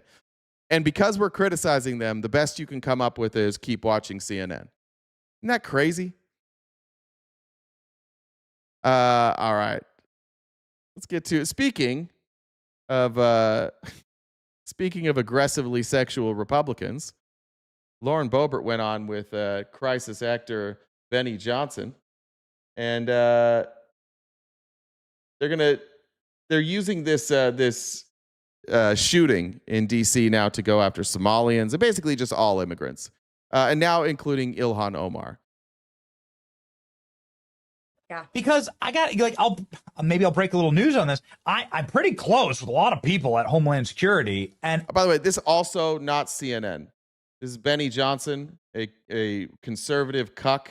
He's a propagandist for this administration after losing his previous job as a propagandist for the Russians, and then the dumbest woman in Congress, Lauren Boebert. Allegedly, there's a demonstrable amounts of evidence that the government has that proves this. And perhaps they're like trying to figure out which way to go around it. I know it's got to be a touchy issue, obviously, you know. But what do you say to this, Congresswoman? A little too touchy for. By the way, what they're responding to is this, where Trump tweeted out, went after Tim Walz, called him an R slur, and which Republicans celebrated by saying, "Yay, we get to say that again!" Like you weren't all just saying that anyways. Like. It's a little sad and pathetic and cucky that when Donald Trump said something, you all ran to Twitter and you're like, we can say it. We can say it now because Daddy told us we could say it. If Daddy says it, we can say it. What a fucking hero. You've all been saying it. It's fine. Do your thing. We all know you're going to say it. It's not even worth getting upset about anymore. Like, the whole party are just trolls. Where's Jake? Yeah, there's Jake. Jake, you're literally here trolling. That's a weird existence. Like, just like man to man. And I don't know if you're a man yet. You might still be a child. But like on a Friday afternoon, you are in an online chat trying to upset people. And then when they get upset, you brag about it. That's a pretty sad existence. But it makes sense. Like, that's what the right is now. Then Trump goes on to say that the worst congressman in our country, Ilhan Omar, always wrapped in swaddling hijab and who probably came into the USA illegally, which is not true, in that you are not allowed to marry your brother, which she didn't do, does nothing but hatefully complain about our country, its constitution, and how badly she's treated.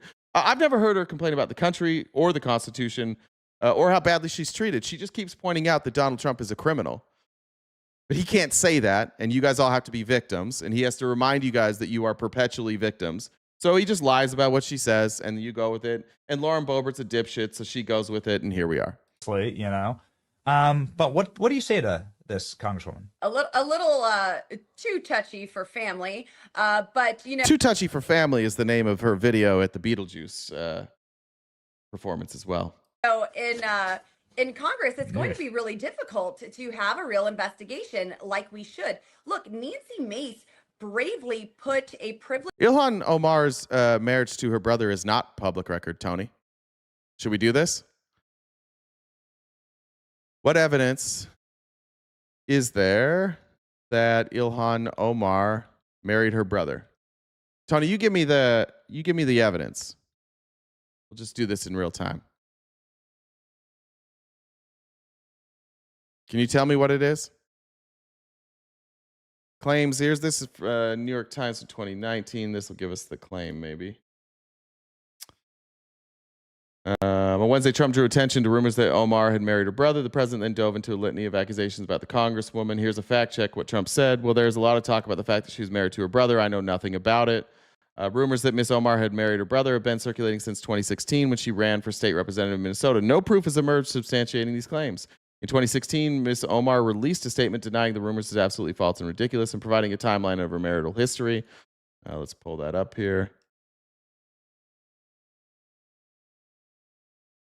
It seems like you guys just believe things because you saw it. You just saw somebody say it. Remember earlier today, you guys were accusing us of not fact-checking. So now we're fact-checking your claims. This is called being open-minded.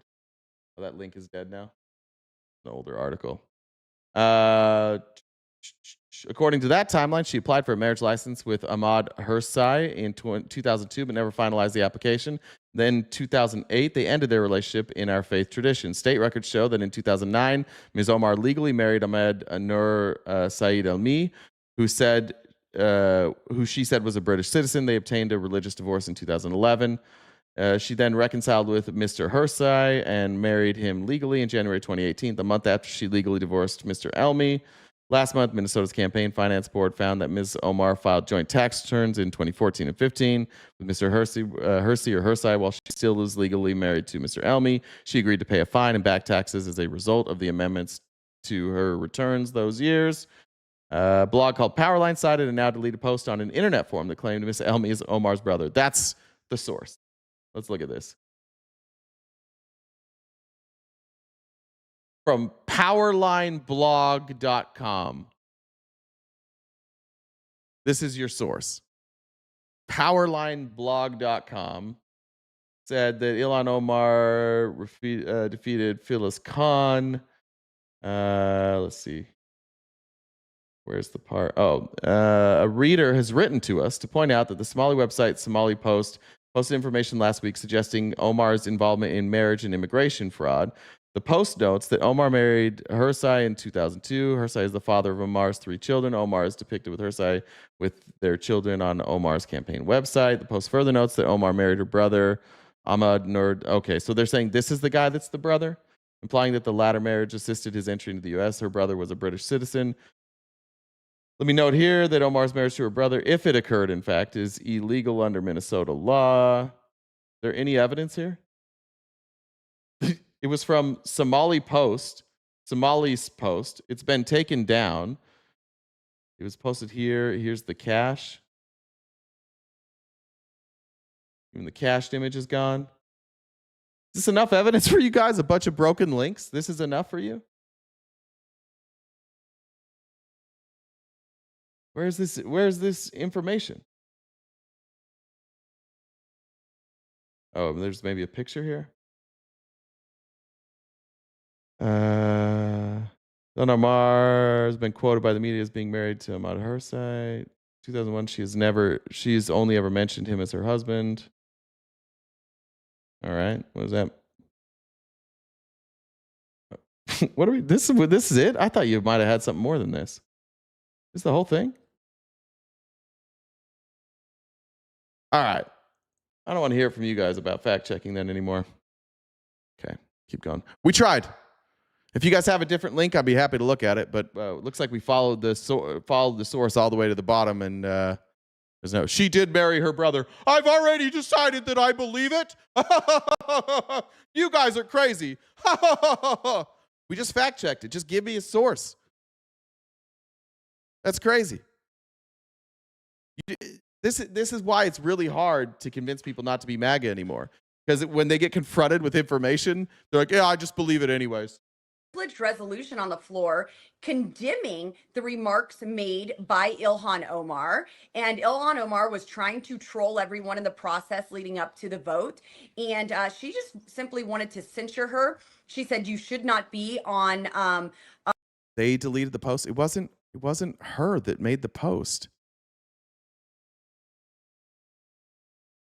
Well, Tony Tigers, give me another source. I'm asking for a source. Let's do it. I'll literally take your direction today. Just prove. I would love for one of you guys ever to prove anything. I'm being open. You have the opportunity to take this stream in your direction. What source should I be looking at? You can tell me what to search. They had to take a DNA test to prove that they were siblings. Okay, let's see. Let's see. Ilhan Omar DNA test husband. Let's see. The claim that Ilhan Omar married her brother and that there's a DNA evidence to prove is an unsubstantiated rumor and conspiracy theory. Okay, let's figure out where that came from. Let's find the origins of that. No DNA tests have ever been publicly verified. Do you guys have a source on any of this?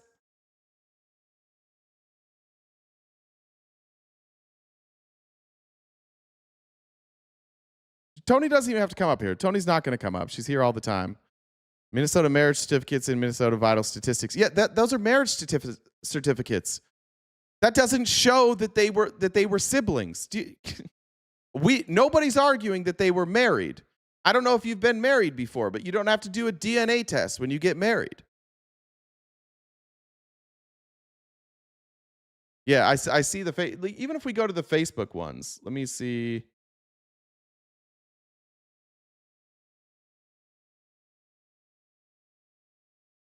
There's DNA test says he's her brother 99.99%.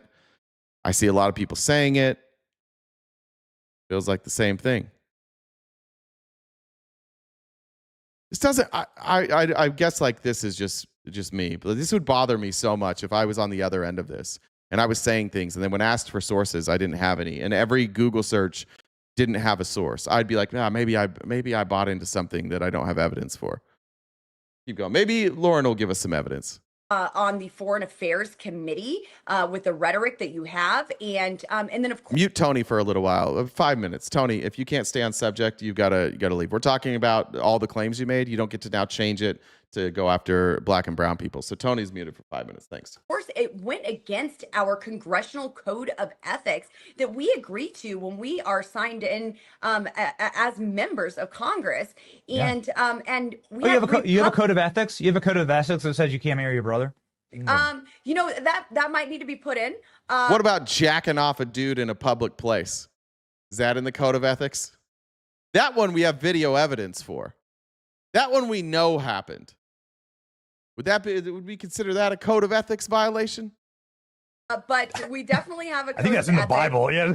Yeah. Sure. Yeah. I read the Bible. In the Bible, Lot's daughters get him drunk and rape him to impregnate themselves. So I don't know if we want to use the Bible as a source. I hate to say it, but like there's Adam and Eve, and then they had children. Who did their children fuck? Do that math. Would they? Did you ever think about that? Well, that it was fine then. Our Bible. Yes. And anyway, you had Republicans block that.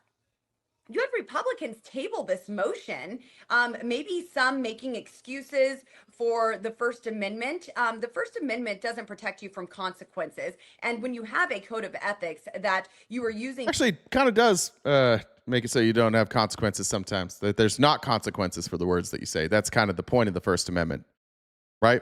You wouldn't need a First Amendment unless you were saying, like, we're going to protect you from the consequences of your words. That's kind of exactly what it does. Your office to absolutely defy, there needs to be accountability there. And, maybe some were just covering their own backs to keep other stories down. I don't know the reasons why people were voting to table this motion. It's because you don't have any evidence. That's why. It's because you guys make claims based off of Facebook posts that you hope are true. That's why it got tabled. Even the Republicans wouldn't support it. Lauren Boebert's always shocked that not everybody's as dumb as she is. She shouldn't be that shocked. But to have an actual investigation, I don't know if we have a strong enough Republican Party at this time to actually commit to that and get it done. But this is someone who absolutely should be investigated. I think she should be sitting in prison or at least sent back to Somalia rather than George Santos being put in solitary confinement for telling a fib, years back. This is, that was gross that he was expelled from Congress and the charges that he got. I'm advocating for Santos's pardon. And I don't know how much she's aged or how much of that is gender affirming care, but she does seem to have a different face. Would much rather see Ilhan Omar Still no having ass. consequences for her conduct rather than him. Yeah. I mean, it's just, it very much does reveal the soul of a person, how you treat somebody who's deceased. Like, that tells you everything. Like how she's treated Charlie Kirk after his horrific death at the hands of a left-wing radical. Bro, these fucking grifters, they want so desperately to enjoy, to participate in the victimhood of Charlie Kirk. They will never let it go. It's all of you. You all are so fucking pathetic. Nobody was coming after you. They went after Charlie Kirk. Benny Johnson's like, why doesn't anybody ever come after me? Because nobody fucking cares, Benny. Everybody just sees you as literally a propagandist. Everywhere Benny Johnson has gone that wasn't a right-wing... Actually, not even true. Everywhere Benny Johnson's gone that wasn't the Daily Wire or working for himself, he got fired for stealing other people's works. It's what he does. He's up here trying to, I need people to recognize that, Lauren, it's you and I that are the victims because Charlie Kirk is dead. How much longer are you going to dance on that grave? Is sickening. And just a post here from U.S. Immigration Services. Marriage fraud is a crime. They're just reminding us here. They've sent a number of posts, a number of bangers actually out about this. I don't know. What if you bring over, let's just spitballing here. What if you're like, I would like to marry somebody, but they're in a different country. What if you brought them over, but they didn't have really any accomplishments? But what if you used your connections and you got your potential wife to come over here on an Einstein scholarship? There's no academic accomplishments that would qualify for the Einstein visa. Modeling career wasn't good enough to count for the Einstein visa. Nobody knew who they were. What if you did that? Is that marriage fraud? Asking for a friend. I don't know. I don't know if they're trying to send a message. I don't know. Report marriage fraud here. Interesting. I think we need to make some Curious. reports, Benny. Okay. You have quite the following. I love this. I can't look. They seem to be agreeing with us. Oh yeah, this administration, ICE. Tom Homan agrees with you. Cool. I think we could get a few reports made on this one.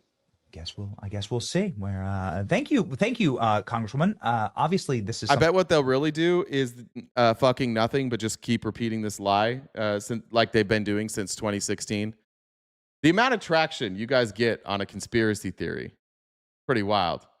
You guys don't think that since this has been around since 2016, none of you can explain, none of you can give us any evidence that that was her husband? It's just that you've heard it a lot of times, so you believe that it's true. All my Republican friends say this too. And I ask them the same thing. Do you have any evidence that that's true? And they're like, oh, typical lib. What, is CNN? You'll probably go to CNN. Because you never have evidence for any of this stuff. All right. Let's start with this. Let's watch Donald Trump's. Well, I want to show this, actually. This was on Midas Touch, which I'm not a big fan of. But Dr. Vin Gupta is talking about the cognitive decline of Trump. And now cue everybody in the chat going, but Joe Biden. So let's just start with this. If you go watch videos of Joe Biden when he was running for president and Joe Biden when he campaigned or when he debated Donald Trump, those were two different people. If you look at Joe Biden as vice president and Joe Biden when he was first running against Trump, those were two different people. There was a decline, at least in his ability to process information quickly and get it out coherently. So before we say that we didn't care about Joe Biden, we did. There is a stark difference between Donald Trump in 2015 and Donald Trump now. It's like if I can just go, if I go 2015 Trump, just the way that he speaks, he was far more lucid. He could string sentences together that, kind of made sense. When's this from? That's earlier this year. I'm trying to find an older one and find him from 2015. Let's see.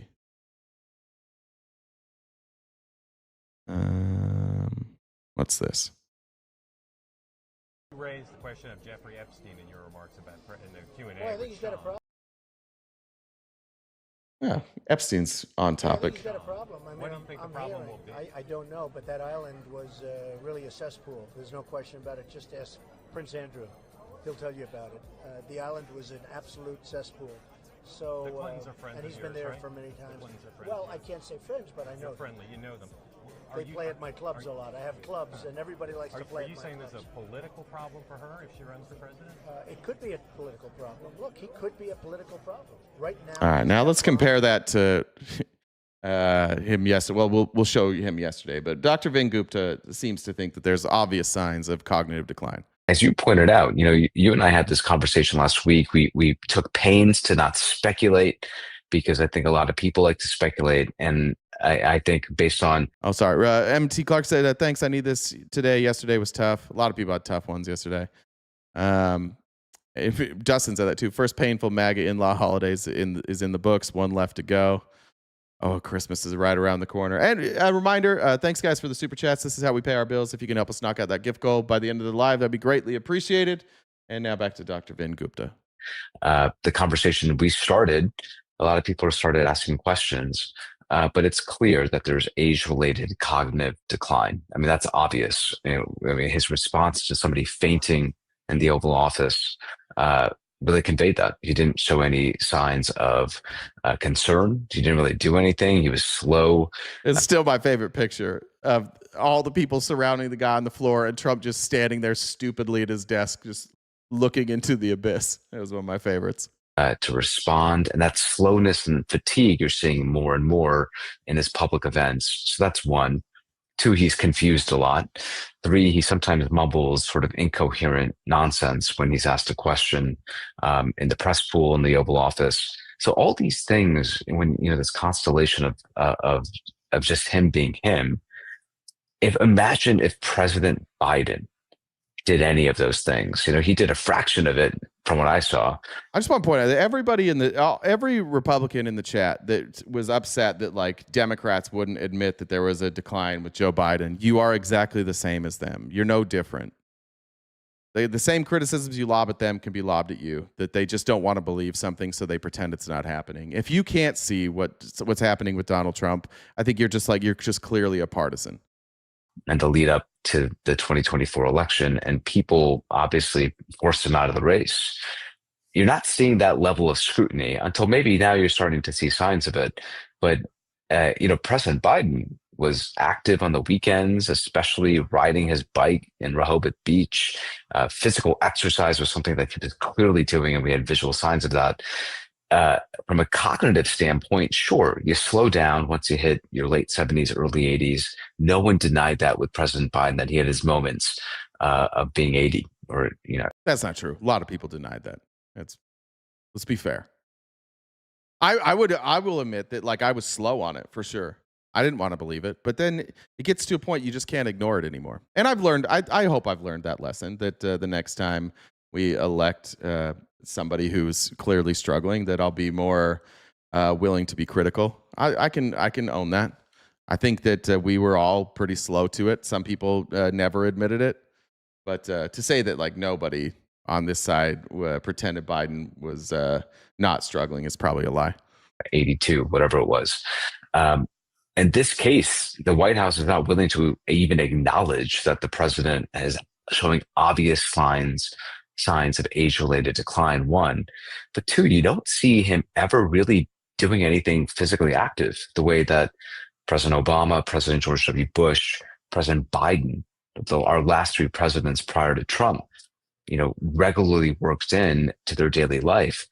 I mean, Biden was biking, he was exercising, he was walking, and he made a point of creating that visual to convey that was a big part of his daily existence. He made a point of engaging the press on the weekends. When he was biking in Delaware, you don't see any of that. And physical activity is one way to really guard against the onset of cognitive decline, dementia as we get older. So I worry about that as well. He might take trips out overseas in Air Force One. That doesn't substitute for the lack of physical activity. So Ben, when you put it all together here, clearly something is happening. And clearly they're not getting MRIs just because that's just at the moment that we live in. There's a reason, and they're worried. And frankly, that's piecing this all together. There's a reason to be worried based on his public performance.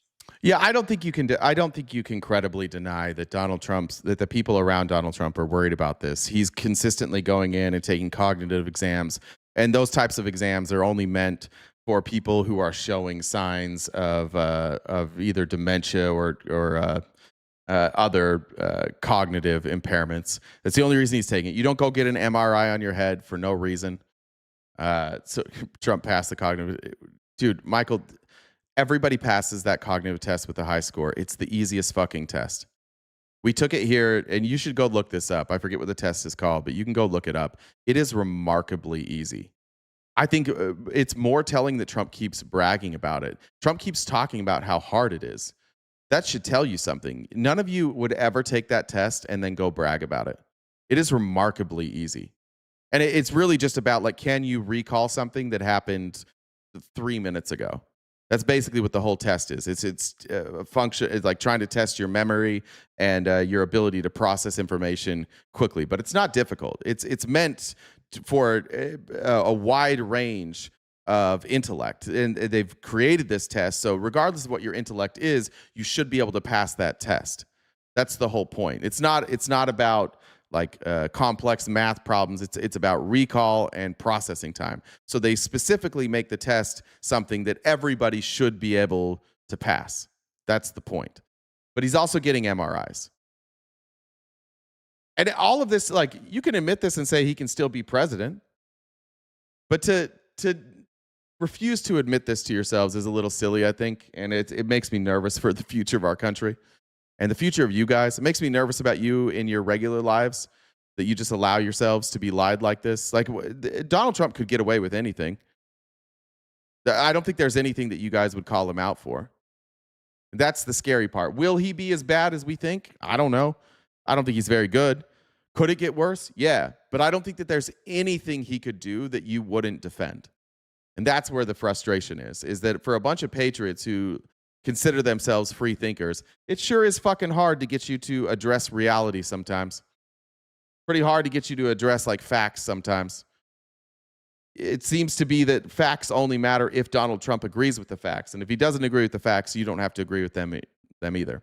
But Donald Trump was asked this question. This was kind of like the biggest news story.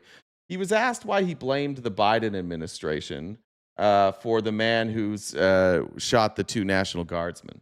And of course, one of the other signs of cognitive decline is lashing out with simple questions. What I think I'm seeing here is Donald Trump being asked a question that he can't explain. It's actually pretty similar to what we've done with the internet trolls here, where I've asked you guys specific questions, and when you don't have answers, you just criticize me, you just lash out. I get you're taking your cues from this guy, because he should be able to answer this question. This isn't a tough question. It's a fair question. I don't know why he would get mad. A question about this tragic... Oh, sorry, real quick. Amy Lynn, I think I said that. To be fair, if you read the transcripts of the last debate where Biden looks so horrible, Biden had facts, figures, historical data. Trump... oh my God, I can't. It's weirdly on like... Trump lost based on information. I agree. But if you're just casually watching what Biden did, it was clear that one of them was struggling to get their information out more. But yeah, Biden's information was obviously correct. Shooting in Washington, D.C. U.S. officials say that the suspect worked very closely with the CIA in Afghanistan for years, that he What's going on here? was vetted, and the vetting came up clean. He went cuckoo. I mean, he went nuts. And that happens, too. It happens too often with these people. You see him. But the question she just asked is about him. Watch how different Trump answers these questions. The first question is like, hey, your administration gave this guy status. So clearly, like, your administration was part of this vetting process. And when it's Trump's administration, he's like, oh, the guy went crazy. We did our job perfectly, but then he went crazy. And then when he's asked about Biden, like, these are two different stories. Again, the cognitive decline here is real. How is it that Biden didn't do his job, but the Trump administration did their job, and they did it perfectly, and the guy was just cuckoo, and there was nothing you could do about it? How can you hold both of these opinions simultaneously? look, this is how they come in. This is how they're standing on top of each other, and that's an airplane. There was no vetting or anything. They came in unvetted, and we have a lot of other. Just shows a picture. Hey, you guys vetted him. You cleared him. What happened? Oh, he's crazy. But let me show you this picture of people unrelated to this event in an airplane. This picture of people in an airplane means they were unvetted.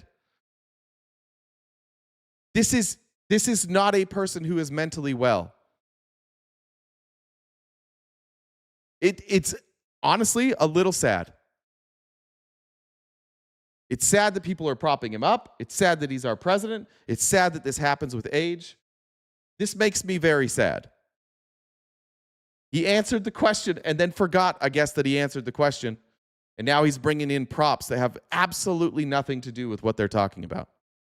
In this country, we're going to get them out. But they go cuckoo. Something happens to them. Your DOJ IG just reported this year that there was thorough vetting by DHS and by the FBI of these Afghans who were brought into the US. I don't know why that picture was there.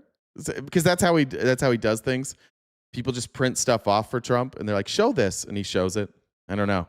I have no idea why he showed that picture. That was weird. Yes. So why do you blame the Biden administration Because for they what let this him man in. did? Are you stupid? Are you a stupid person? Because they came on a plane along with thousands of other people that shouldn't be here, and you're just asking questions because you're a stupid person. And there's a law passed that it's almost impossible not to get them out. You can't get them out once they come in. And they came in, and they were unvetted, they were unchecked. But what is he talking about? What's this law? Republicans, translate for us. What's this law that he's talking about? There was a law passed that makes it impossible for people, once they're in this country, to get them out of this country. What's that law? Shut this channel down. Shut it down. They're not worshiping dear leader. Yeah, that's a good question, S. Papa. Is he saying what he's doing is illegal? What is he saying? I can't figure out what the fuck he's saying. I can't figure out any of this. This is chaos. This is nonsense. It's gibberish. What the fuck is he saying? Yeah, he knows what he's saying. We don't know what he's saying. You don't know what he's saying. Nobody can explain it. That's the thing about Trump. He's just levels above us. All right. There were many of them, and they came in on big planes, and it was disgraceful. And if you look, you'll see there was a law passed. I'm going to go back. They were unchecked. There were many of them. All right. And there's a law passed that it's almost impossible not to get them out. You can't get them out once they come in. And they came in, and they were unvetted. They were unchecked. There were many of them. And they came in on big planes. What? They came in, and they were unchecked, and they came on planes. Or this is what it's like talking to, like, not even my daughter anymore. This was like my 4-year-old daughter at preschool. Just like kind of stringing sentences together that I would have to like figure out. What are you talking about here? He can't complete thoughts. No, those are all incomplete thoughts that he just mushed together in a run-on sentence, and we're pretending this is normal. None of those are complete thoughts. These are all sentence fragments that he's putting together in a sentence that doesn't make sense. If you wrote this down and turned it in to your 4th grade teacher, they would say, "Are you okay? Are you sick today? Did you bang your head?" That is incoherent babble coming out of his mouth. And you guys are pretending that's normal? And it was disgraceful. And if you look, you'll see there was a law passed. It makes it almost impossible not to let them in, not to certify them, so to speak, once they come in. And they certify, and they shouldn't have come. What does that mean? This is the president of the fucking United States. Certify them? What is he talking about? Once they come in. And they came in, and not to let them in, not to certify them, so to speak. What? They all went through vetting, by the way, all of them. When they say that they weren't vetted, what they mean is not all of them had a sit-down, one-on-one interview. That's what they're saying. But they went through vetting processes, and every vetting process can be circumvented. We know this because this particular person who shot the National Guardsman not only went through the first vetting process, but then the Trump administration also put him through a vetting process. So we have back-to-back administrations missing this, which tells me that neither Biden nor Trump nor anybody was going to catch this guy. Doesn't seem like anybody knows how to do this. Once they come in. And they came in, and they shouldn't have come in. And frankly, the whole thing was a mess. The whole Afghanistan situation was a mess. It should have never taken place. If we're going to go out, and we would have gone out because I had everybody ready to go. We were going to go out with strength and dignity and precision. And we would have left from Bagram. And we would have kept Bagram, by the way, because of its very close relationship to... What?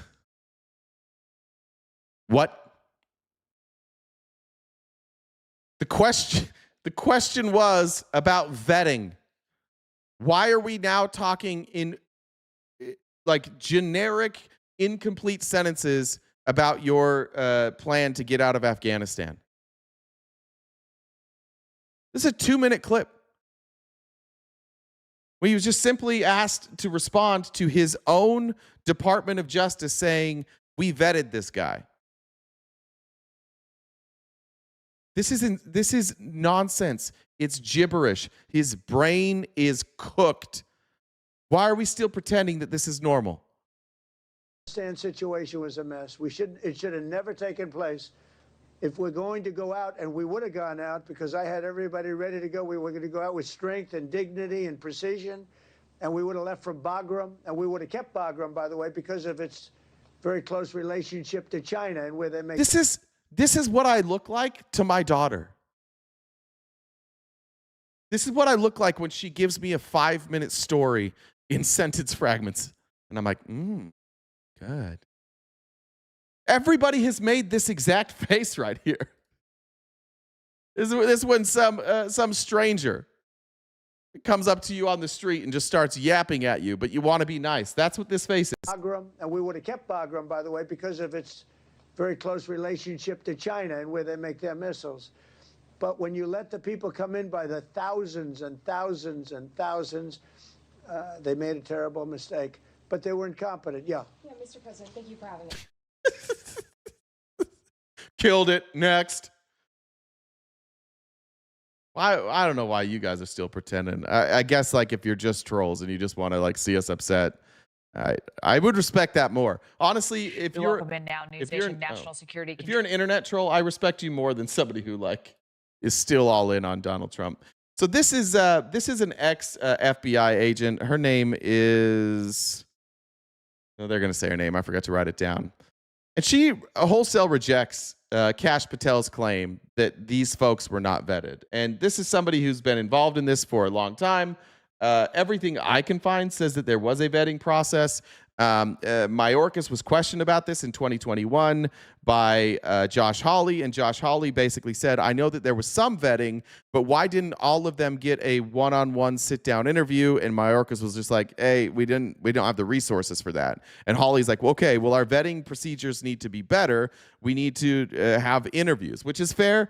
I don't know if you can accomplish that or not, but that's a fair criticism.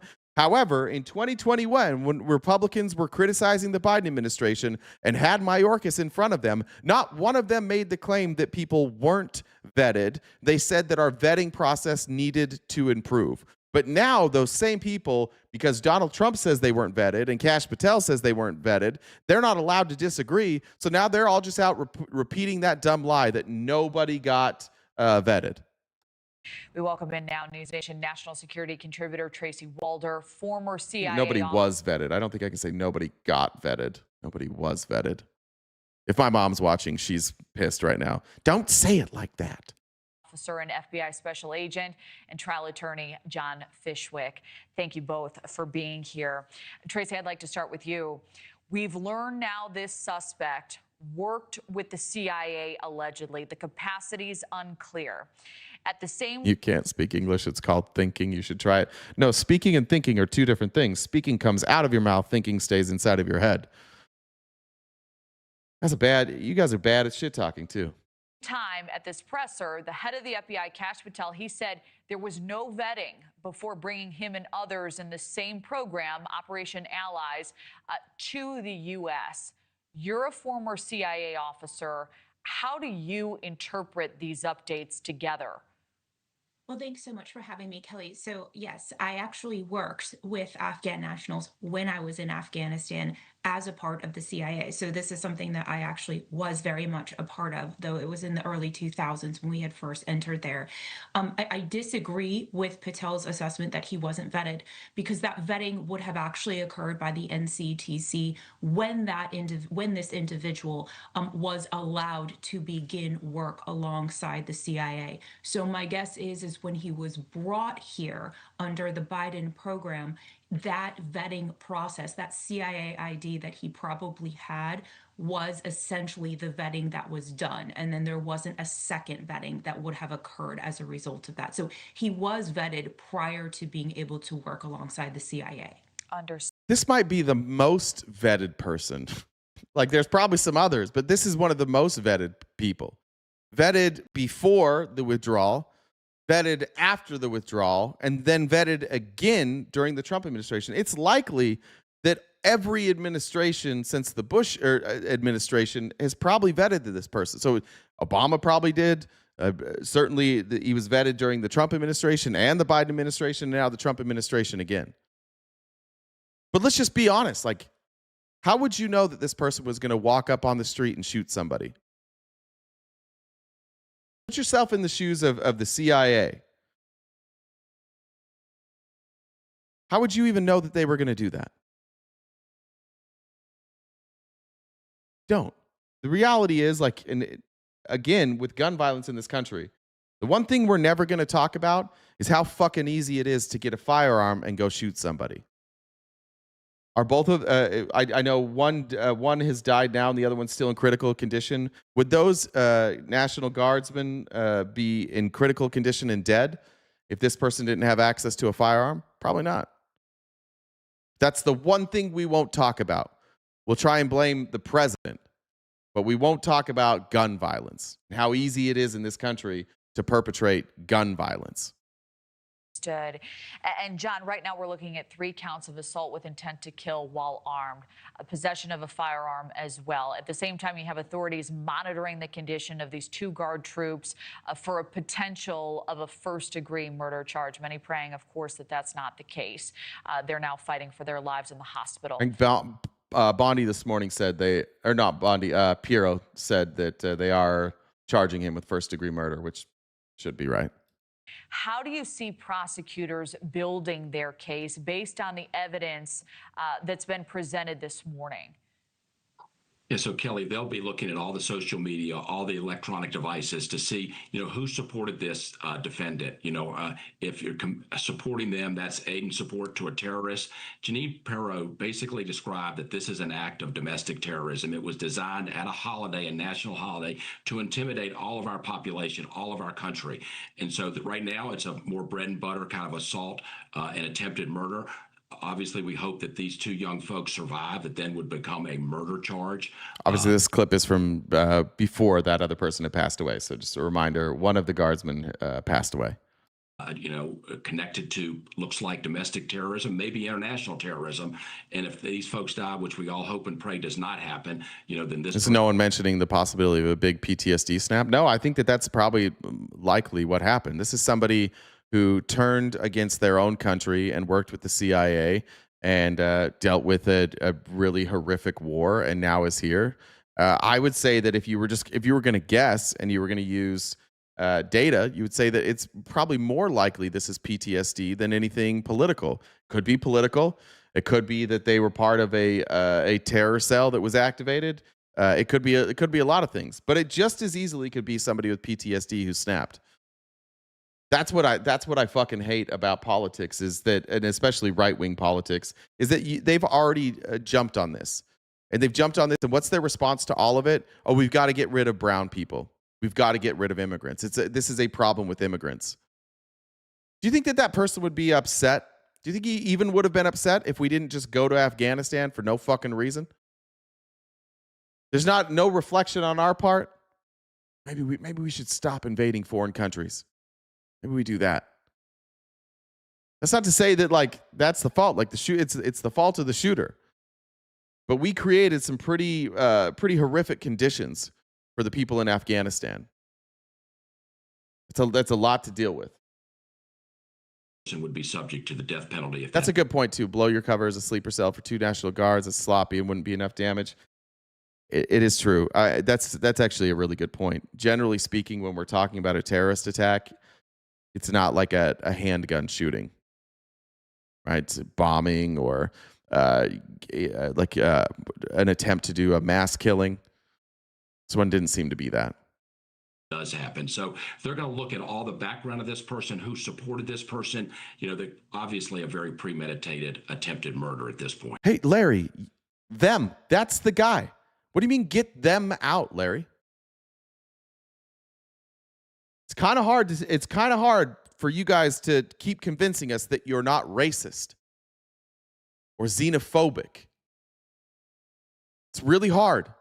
It's really hard for you to convince us that you don't judge people based on where they were born. Because Larry, you don't apply that to white folks. At least not white conservatives. When white conservatives commit crimes, you say something like, "Oh, that's not all of us. We're not all like that." But when somebody from Afghanistan kills 2 National Guardsmen, you go, "We got to get rid of all the Somalians." I get it, dude. I get that, that your life maybe is sad, and I know that your timeline is showing you nothing but videos of black and brown people committing crimes, and you think that that's reality, but it's not reality. Just statistically, that's not reality. The entire Republican Party's response to this has been to go after people who had nothing to do with this. People from that country. And for some reason, Somalia. I don't know why Somalia is involved here. You're no different than the people who saw the attacks on 9/11 and said, "Oh, let's go to Iraq. We should probably go to Iraq." This is how they do it. This is how our government is capable of going and invading other countries all the time, because they just get all of you pissed off at black and brown people. They just and then you go, "Oh, I'm not racist. It's just reality." Nah, you're racist, xenophobic. You're afraid of people that look differently than you. And if one of those people that looks different than you steps out of line, you apply that to the whole. But God forbid we do that for you guys. God forbid we bring up the fact that there's a lot of you Christian conservative folks who keep abusing children. That's not me, that's them. I would just, I think that's the main difference between our political parties, is the scapegoating. And Tracy, I was watching you last night on Cuomo, and my ears perked up when you were talking about this threat warning that came all the way back in September from the National Counterterrorist Threat Center. What made that report come to mind? What's your interpretation, specifically after this press conference as well? Yeah, so that report came to mind because I had actually done a video back on it, sort of bringing everyone's attention to it when it came out in September. There was a lot of information that 100,000 Afghans had sort of come over the border and What do you mean, why do we want to destroy America? Why didn't Trump vet this guy? Why are you guys mad at us? I want people to be held accountable for the crimes that they commit. And I don't want to be held accountable for people who look like me or sound like me. I don't want to be held accountable every time a white dude abuses children. So in order for me to advocate for a system that doesn't hold me accountable for when somebody who looks like me does something, I have to advocate that across the board. I'm wondering why you guys don't do that. I'm wondering why you abandon that when it's somebody that's from a different country or somebody that looks different than you or a trans person. How come you're willing to just take the actions of a single person and apply it to a group? But if we do that to you, if we do that to white men, good Lord, you guys have an absolute fucking meltdown. This is why and we'll get to it a little bit. This is why, like, the bitches like Nick Fuentes and Tucker Carlson, this is why, like, they have a rise right now and then it'll peak and it'll crash again. It's because people get tired of being a bitch every day. It's fun now, like, you get to be a victim, but eventually people are like, I'm just fucking miserable listening to these people every day. I'm going to go touch grass. I just want you guys to apply things equally. If you think that the actions of one person should be applied to everybody else who fits that description, then do it all the time. I'd still disagree with you, but at least there would be some consistency to it. Joe Biden had cognitive decline. Okay, cool. So does Trump. No. Joe Biden didn't vet this guy. Well, either did Trump. No, only Joe Biden didn't.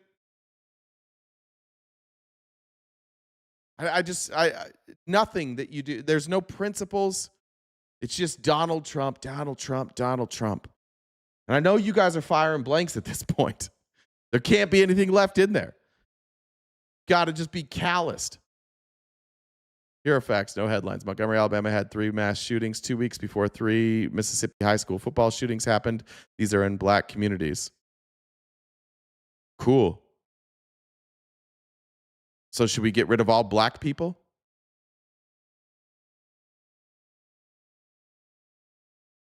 On the same day that Charlie Kirk died, a white kid shut up a school.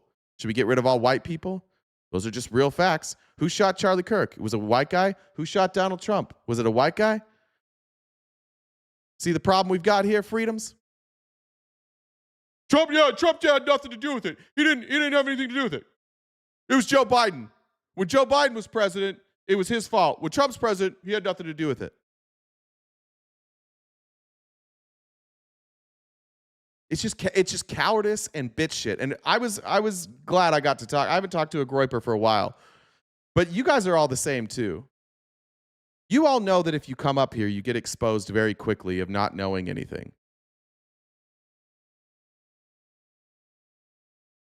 Shut up, Tex. Shut the fuck up. this is race baiting. That's not race baiting. I'm asking you why you brought up black communities. And then I said, what about white communities? And now you're like, now this is race baiting. I don't have an answer to this. So I'm going to retreat to race baiting. Because before all things, if you are going to be a groiper, you have to be a dumb motherfucker. You can't follow people like Fuentes and Tucker Carlson without being a dumb, soft, thin-skinned motherfucker. All of you. Your idol is a 5'7" incel who gets on the internet and complains about groups of people every day. He's so cool, man. He has such a big audience. Yeah, there's a lot of bitches in this country. They all seem to look like white dudes, and I don't like that I have to get like tied into that all the time. I don't like that the perception of white American men is you guys being bitches all the time. I would prefer that you stop being bitches, but you won't. Just show up every day and worship the worst people on earth. Going to attack the U.S. And that was obviously incorrect.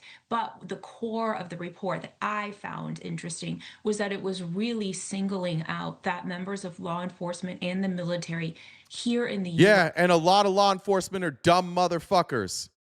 Yeah, there's a lot of groipers that are law enforcement. And I think that as a group of people, if we're going to group people together, if you took the collective IQ of any profession, I bet law enforcement's near the bottom. I haven't dealt with a lot of super intelligent law enforcement people. Honestly, I don't have that much respect for the intellectual capacity as a whole of law enforcement. Kash Patel is a dumb motherfucker, and he's in charge of the FBI. He fucks up all the time.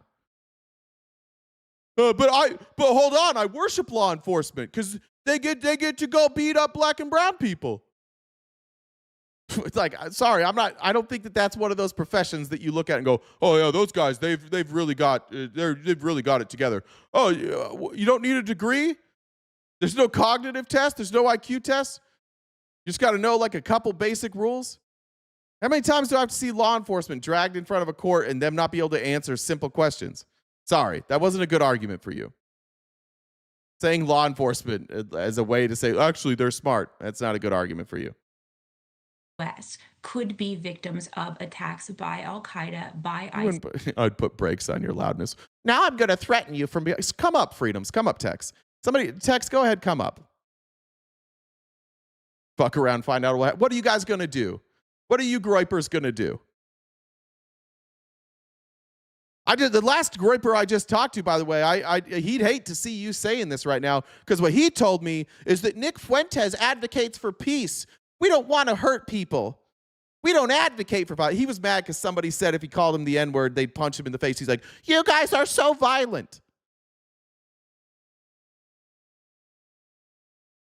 Come up then. Come talk. And while you're at it, when you do come up, explain to the people why you clip my shit out of context and try and put it up there. Explain to people why you put my name out on the internet all the time. Explain why you're here every day. Explain why you seem to have an obsession with me. And by other foreign terrorist organizations, people that were already here would be committing those attacks. And Amy said, actually, to Bondi's own report, 76% of political violence and murder comes from the right. Should we get rid of everyone on the right? It's starting to feel like maybe. Can we see Melania's vetting? She's got the most access. No, we can't see that. It doesn't count. In my opinion, that's essentially what Thanks, Heather. I believe happened yesterday. Although, Kelly, we don't have any confirmation that this was done at the behest of Al-Qaeda or another FTO. To me, that's what really piqued my curiosity and really made me draw that connection. Well, it was a fascinating point to make. And John, to Tracy's point, motive is going to be so key in this case. How does that play into any potential consequences this suspect may ultimately face? I think that's one of the things that sucks is I'm trying to be careful about this. Why can't we just wait to figure out what the motive is? Because no matter now what the story comes out, if the story doesn't follow what like Trump and MAGA are saying, they say that that's the motive. You guys are just going to decide like we've already figured out the motive. What's the motive? They hate America, right? That's the motive. What if it's not? What if he knew one of those people? We have no idea. But we won't know the motive, or we won't even get to hear the motive. We won't get to see documents for probably a few weeks or months now. But we've just already decided we need to take it out on other immigrants. Yeah, that's going to be critical. That's what law enforcement needs to find out really within the next few days, the next few hours. What was the motivation? Is it connected to some organization like Al-Qaeda, to some domestic group, to some international group? And is it a much larger conspiracy that we're looking at here? Folks who aided this person, the planning that went into this, all of those sort of circumstances will be critical to find out in the near future. There could be other folks to be charged who supported this. This was an attack on our homeland, and the law enforcement needs to get to the bottom of this quickly to gather that evidence. Thank you for watching. You're welcome. Thanks for yelling at me. All right, I want to get to this because we still don't have answers on this. Tom Homan, for some reason, now they've cleared him of any wrongdoing without any real investigation. But one thing we don't know about Tom Homan yet is, where did that $50,000 go? That was taxpayer money. Nobody's claimed that Tom Homan didn't get that money. Allegedly, there's a video. They just said he didn't do anything wrong. I'd like to know where that money is. Here's the now you can do the MSNBC thing. As Ken Delaney and Kara Linig broke the news in September that Donald Trump's so-called Border Czar Tom Homan was recorded on undercover FBI video last year, accepting $50,000 in cash from undercover FBI agents, the question became, what happened to the cash? What became of the $50,000? I guess you don't drive from fucking Seattle to Washington, D.C. and not have a plan. I agree, but we don't know what the plan was. So don't guess. That's my only point. I'm not saying this is a good person or that this was on a whim. I'm saying we don't know what it was. Why are we guessing? And not only it's not even that we're guessing. Republicans are saying this is why he did it. Why are we saying that we know why he did what he did? Why are we not waiting? Like, I get that the media is going to click, but I'm not really talking about the media. I'm talking about elected Republicans are telling us this is why he did it, and here's all the people that need to suffer because they also look like him, or they might have come from the same country that he came from. In cash that the FBI paid to Mr. Homan in a paper bag, evidently.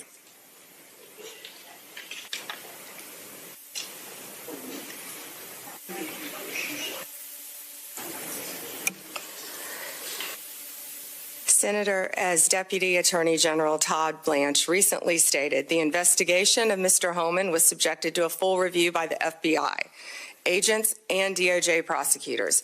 They found no credible evidence of any wrongdoing. And that was not my question. My question was, what became of the $50,000 in cash that the FBI delivered, evidently in a paper bag?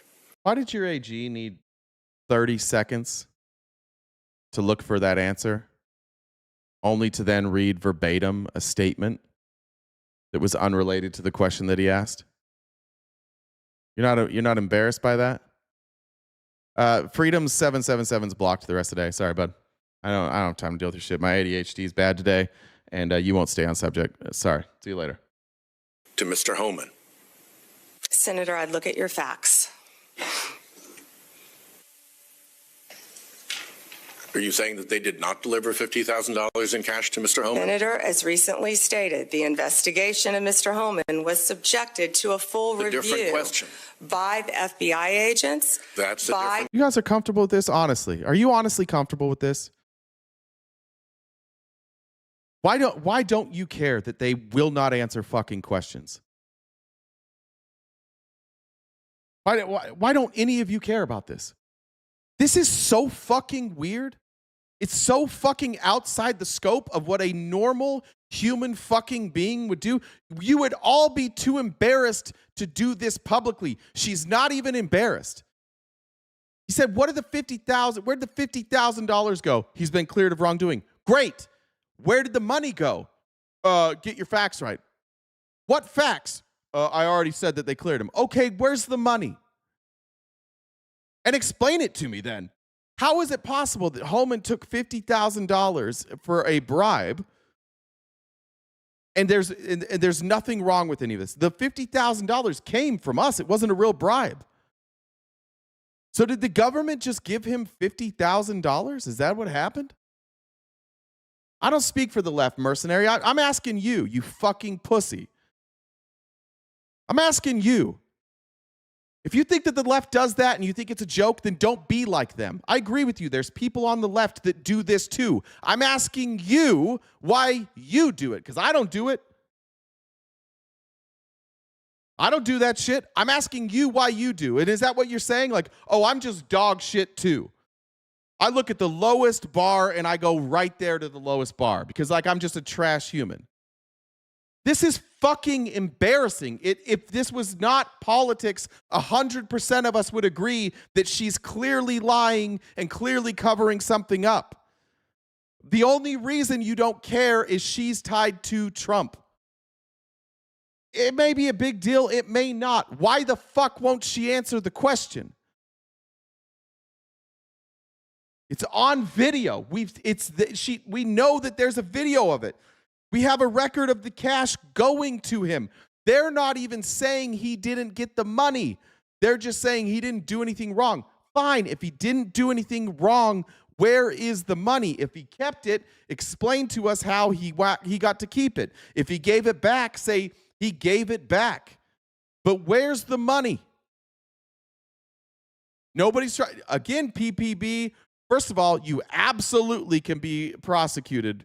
I don't know if you know about this. Like, if the government thinks that you will take bribes, they can set up a sting. I don't know. Have you heard of prostitution rings? You absolutely can get somebody on camera taking a bribe that they're not actually going to get. This is the weird one. Like, this happens all the time. You watch these. I watch these on YouTube all the time. Like, people who pay to unalive their spouse. And they're paying an undercover agent $10,000 to kill their spouse, and they give the agent the money, and then the agent's like, thanks, there's the money, now you're under arrest. Because now it's gone past a plan, and you actually gave the money, now you're under arrest. It's crazy. Of course you can be prosecuted for this. But even if he did nothing wrong, it's not the question. The question is, where's the fucking money? Why won't she answer it? Department of Justice prosecutors, they found no evidence of wrongdoing. That's a different question. What became of the $50,000? Did the FBI get it back? Mr. Whitehouse, excuse me, Senator Whitehouse, you're welcome to talk to the FBI. She's their boss. Yeah, I appreciate that, PPB. Appreciate that. The report to you, can't you answer this question? Senator Whitehouse, you're welcome to discuss this with Director Patel. Did Homan keep the $50,000? Ban GFR, G whatever, banned forever. As Deputy Attorney General Todd Blanche recently stated, the investigation just goes, come on, please. Give me some faith that you guys are human beings. Just some faith that you guys are human beings. We can't admit that that's pathetic. This is a woman, too. Guys, you're conservatives. You don't even have to defend women. You get to shit on women. You get to call them stupid. Like, this should be an easy one. You guys, it's fine. You can't admit that that right there is pathetic. She won't answer that question. She says, like, oh, talk to the FBI. Like, Kash Patel reports to her. Now, Senate Judiciary Committee Democrats Adam Schiff, Sheldon Whitehouse, and Richard Blumenthal have filed a Freedom of Information Act request to the Justice Department demanding, quote, all communications between White House officials and Department of Justice or FBI employees related to closing this investigation, all records reflecting and any video or audio recordings of Tom Homan interacting with undercover FBI agents, including accepting money from such agents, all records reflecting Department of Justice or FBI approval of the disbursement or use of the confidential. PPD, I appreciate you saying that, but like, there is more you can do than what the media shows you. There's a lot more that you could do. We have Freedom of Information Act stuff that comes out all the time. A lot of this stuff is publicly available. But they're clearly hiding this, right? Funds delivered to Homan as part of this investigation. All records reflecting an audit or accounting of the confidential funds delivered to Homan, as well as Homan's tax returns. Joining us now is Democratic Senator Adam Schiff of California. He's a member of the Senate Judiciary Committee and a former federal prosecutor. Senator Schiff, what normally happens with this kind of cash in undercover operations like this run by the FBI? Well, there would be a follow-up if there's a prosecution where you would make sure that the money was retained so you could enter it into evidence during a trial. Sometimes the $50,000 might be in marked bills. I remember working on a case involving corrupt L.A. sheriffs way back in the day when I was a prosecutor, and it involved marked bills that were later found sequestered. One name, Google it, Spiro Agnew. It's why he didn't become president. Good point. Within the drywall in this deputy sheriff's home. So you want to be able to prove that you provided the money. Now, if you've got video of it or audio of it, you may not need marked bills, but it's an important part of the evidence. But also here, where the Justice Department dismissed the case for reasons it's never made clear, the question is, did they ever get the money back, or did he just get this $50,000 bribe gift from the FBI? And we should be able to get answers from the Attorney General on that, or the Director of the FBI. But that requires that Republicans join us in doing serious oversight. That requires that'll happen. The Judiciary Committee demand on a bipartisan basis answers to those very basic questions. They haven't been willing to do that. So Senator Whitehouse, Senator Blumenthal, myself have now made these FOIA, Freedom of Information Act requests. My experience in the first Trump administration, when they likewise stonewalled oversight, is sometimes FOIA is a quicker process to get answers because you can go to PPB. Let's stop here. I'm going to talk to you directly because I think that you're sensible. Why could you tell me why Schiff has no credibility? I'd like to stop here. I think we finally might have found a sensible Republican here. Because I think what you're going to say, and if you are sensible, if you're going to look things up, I think what you're going to say is Russia hoax. And then we've got to talk about whether or not Russia was a hoax. Court to enforce them than even congressional oversight, particularly here where Republicans aren't willing to do it. Senator, one of the answers that the Attorney General could have given to Senator Whitehouse's question about this is it never happened. There was no FBI. No, this isn't speculation, dipshit. The money is confirmed. Tom Homan was given $50,000. Nobody is denying that. This isn't he said, she said. This is everybody knows this except for apparently fucking you. Undercover operation investigating Tom Homan. There is no video of him accepting $50,000, and so there is no $50,000 to talk about. That's an available answer if it's true. That's absolutely true. That's absolutely right. Another available answer is we will get you that information. We will provide that to this committee if there. Ed, see, you're doing the same thing. You know why I ask? Because I don't think you can tell me why Adam Schiff is corrupt. Adam Schiff. I think you just accepted that he's corrupt because people say he is, but I don't think you could explain it to me. No, Tony, I timed you out because you're annoying, and I might time you out again. There's an audio or a video. He sat on the intelligence. All right, thanks, PPP. All right, you said he sat on the Intelligence Committee and spoke of evidence that didn't exist. Though I don't believe that there was nothing in the Russian hoax, Schiff did not produce any evidence whatsoever. What? He didn't do the investigation. They read the Mueller report. You don't think the Mueller report had... There were 35 indictments? Multiple guilty pleas? They were citing the Mueller investigation, PPP. You're talking about the impeachment hearing where they were using evidence, not their own evidence. They were using evidence from Robert Mueller. Could you give me something specific maybe that Schiff said that wasn't true? We will turn it over. We will let you know whether he paid taxes on this. If he kept the money, we will give you those answers. That, too, would be acceptable if she actually didn't know the answers. Now, I think she does know the answers. If you played a little more of that tape, you would have seen what she did with respect to just about everyone on the committee, which is when she got questions she didn't like, she turned to personal attacks on the different senators. But yes, you're absolutely right. She could have made a denial. Even Tom Homan, when he was originally asked about this on Fox, didn't deny getting the cash. He was willing to say he didn't believe he did anything illegal, but he didn't rule out getting the cash. Senator Schiff, we have to squeeze in a commercial break. I appreciate that, PPP. You can go find that information. But I would like to point out, if we're, again, in all honesty, the fact that you have to go check tells me that you're not sure. And I think that you are probably more honest than every other Republican here. They won't even go look. So I can appreciate you going to double check that information.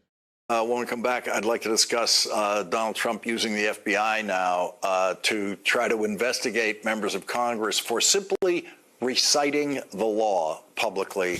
I'm going to squeeze in this break. We'll be right back with Senator Schiff.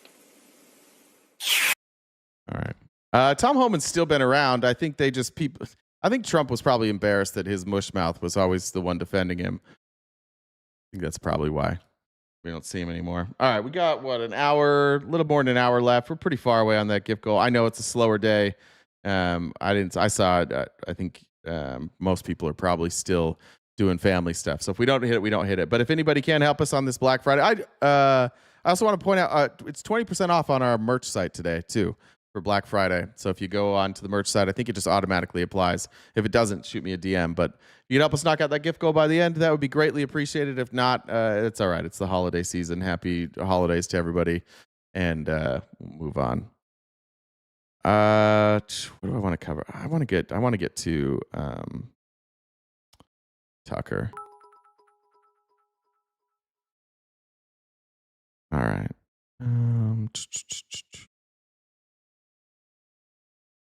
Yeah, I'm gonna jump down here. Tucker Carlson went on with what's that guy's Piers Morgan, and there's kind of a battle for the Nazis, for the fascists, and there's always historically, but Tucker Carlson was like the white nationalist. He was the dude. And now Nick Fuentes is taking his audience. And so there's this little battle between them. They pretended they were friends. They had an interview together. But now Nick's openly trashing Tucker, and Tucker's openly trashing him. It's because they're splitting the Nazis. And I think Fuentes is probably winning.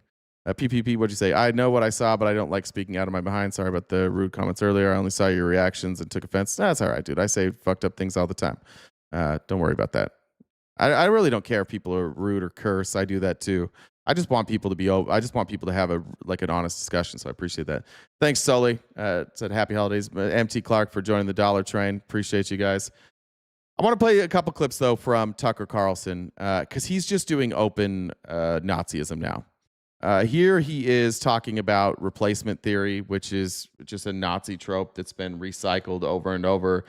They've been doing this in America since the 20s, maybe even before that. It was the Nazis that were doing it then. It's been the Nazis forever. They just don't call themselves Nazis anymore, but they're still just the Nazis. And here's Tucker with Piers Morgan doing. It's so crazy to see Piers Morgan to the left of anybody, but here we are. This was not a communist country, but I'm just saying Britain voluntarily joined the war. It was a war that you were... Is this the right one? Hold on. I click on the wrong one.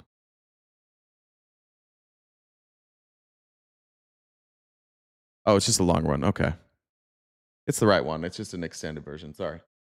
What he's talking about here, now I'll have to pull up this information from lower.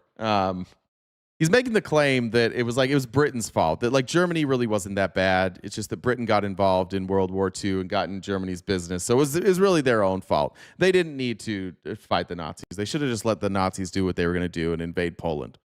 This was not a communist country, but I'm just saying Britain voluntarily joined the war. It was a war that you were not involved in and you got in. But my question is, why did it destroy Britain. I don't understand. As the victor nation, you didn't destroy Britain. Well, look outside. Look outside. We're in the city of London. Hang on. There's Tower Bridge. It's the Tower of London. Magnificent. Well, it changed London. Why do you look at this and see a wrecked country? I don't. Well, I don't see an English country. So we're in the city of London now. He means white. What he means is white. When he looks out there, he doesn't see a bunch of whites. He sees other people besides whites. What do you mean that? What do you mean by that? It's not. Well, people whose ancestors built Stonehenge are not here anymore. So the city of London is 36% white, and that's happened in the last, 40 years. But England is about 70% white. England. And why does it matter?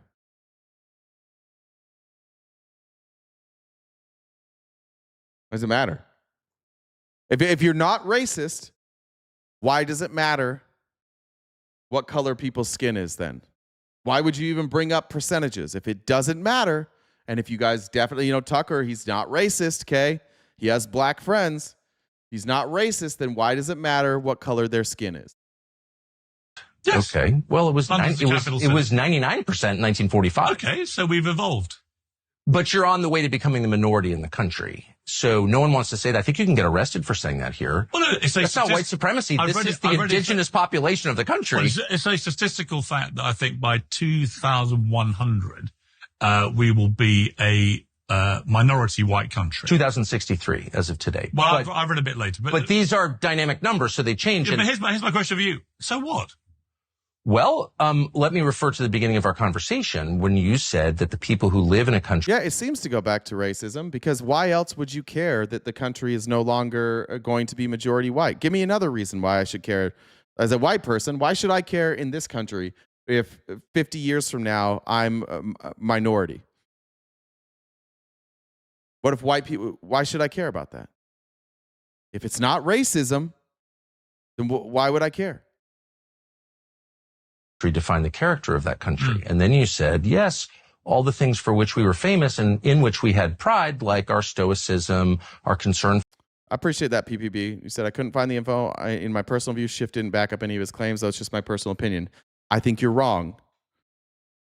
I think that this is my opinion, but I think the reason you think that is because Republicans keep telling you that. And Republicans had desperately tried to discredit the Mueller report and the impeachment hearings. And every time I do this with a Republican and I ask them to explain to me what the Democrats got wrong and what Mueller got wrong, nobody can ever tell me. But they all say it. This is why I say that the Republican Party, the MAGA party, is a cult. Because people believe what they want to believe more than what they can prove. So that's the concern. I do this every day. You've been here now for a couple hours. You've seen. I beg Republicans to come up and correct any of my information. Nobody ever will. You're the only person that engaged honestly today and went and researched, and you've been honest. You said, I can't find it. These are my personal opinions. I appreciate that. But I would like you, as you go on, and you're welcome here every day, pay attention to the fact that this happens every single day. See, even Mercenary. Here's one you can check right now, PPB. Mercenary said Mueller report said Trump was innocent. Go look that up right now and see if they're telling the truth. Because what it actually said is that they didn't feel like they had the authority to charge Trump, that needed to be Congress, because Congress is the one that can impeach the president. They didn't believe that you could prosecute a sitting president. And the Supreme Court since has reaffirmed that you cannot prosecute a sitting president. So if you want to prosecute a president, you have to do that starting in the House of Representatives with an impeachment inquiry. But Robert Mueller said, I can't say that he was guilty, and I also can't clear him. So just pay attention to the people on your side who are definitively saying things that you can fact check. That one you can check. And I encourage you to talk to Mercenary after this and say, hey, Mercenary, I'm on your side, but I'm good faith, and I looked this up, and you're lying about what Robert Mueller said. For others, our tidiness, the cleanest country in the world now, it's pretty filthy. All those things change when you get new people moving there. You said that. I mean, you're the racist, not me. So I'm just using the parameters that you set. I did not say that was down to No, you didn't say you didn't. White people coming to the country. Well, that's who lives I don't here. believe that. No, but that's what you said. I said there was creaking pressure on public services. No. From the increased but population. you also maybe foolishly admitted the truth. You could get arrested for this, so I know the stakes are high. But you said that when the people who live in a country change, so Mueller said there was zero Russian collusion, and yet he charged people with working with Russia. Okay. Collusion's not a crime, so Mueller never talked about collusion. It wasn't about collusion. Donald Trump's just a fucking idiot, and he says collusion, and nobody corrects him because they're all afraid of him. So this turned into a Russian collusion case, despite the fact that collusion is not a crime, and nobody was charged with collusion. They were charged with working with Russia. But you guys, like the fact that you say collusion just tells me you literally just listen to what Donald Trump says. But yeah, that also didn't happen. Mueller charged people for working with Russia. Steve Bannon was working with Russia. He was sharing information with Russia. And we have ties now. The same people. Steve Witkoff is working with Russia right now. It's silly to say that. It really is. And PPB, I hope you're fact checking your Republican friends here, because watch how often they're wrong. there's the culture, which is like the most obvious. It's like when it rains out, it gets wet. That's not a controversial observation, but it's illegal here because it is true. And my only point is not against, I've already said, I like the Bangladeshis better than I like the liberal whites in your country. A lot more. They've never yelled at me. I'm not attacking them. I'm just saying the things that made Britain, Britain, England, England. Is there still an England? I have no idea. Those are going away because there are different people living here. And if you think that those are... Yeah, things change. That's how the world works. Things change. But what you're talking about is just that, like, there's other traditions there that you didn't have. Nobody in England is being forced not to celebrate their traditions. Like, people whose ancestors live in England, whatever traditions they might have, they can still celebrate them. Just because the person next door might be celebrating different traditions doesn't mean your traditions no longer exist. This is white privilege.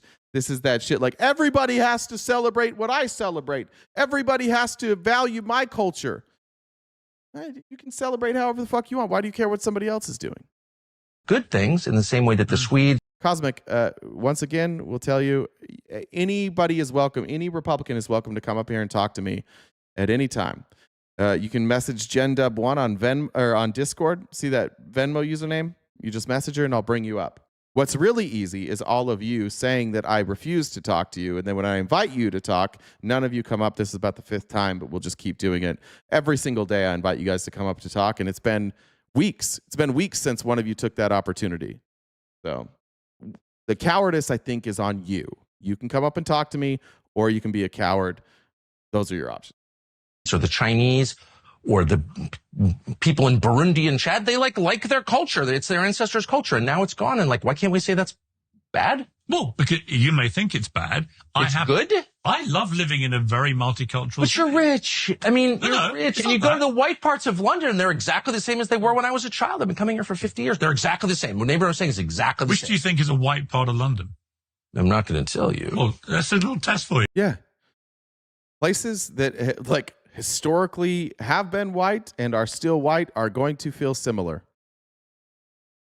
He just admitted what I said.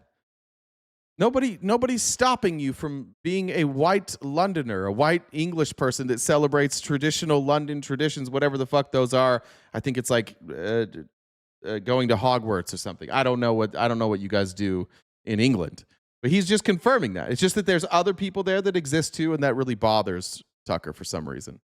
Which area of London do you think is white? The one I'm staying in right now. The one where my relatives live. Where? I'm not going to say. No, you don't want to say, because you know that I'll immediately say, come on, there's loads of non-white people living there. There's no By the way, I'm not against non-whites. There's no exclusively white area of London. Okay. There's not. Yeah. All right. Good questions. Weird to see Piers push back. Keeps going, though. Here is... where did it go?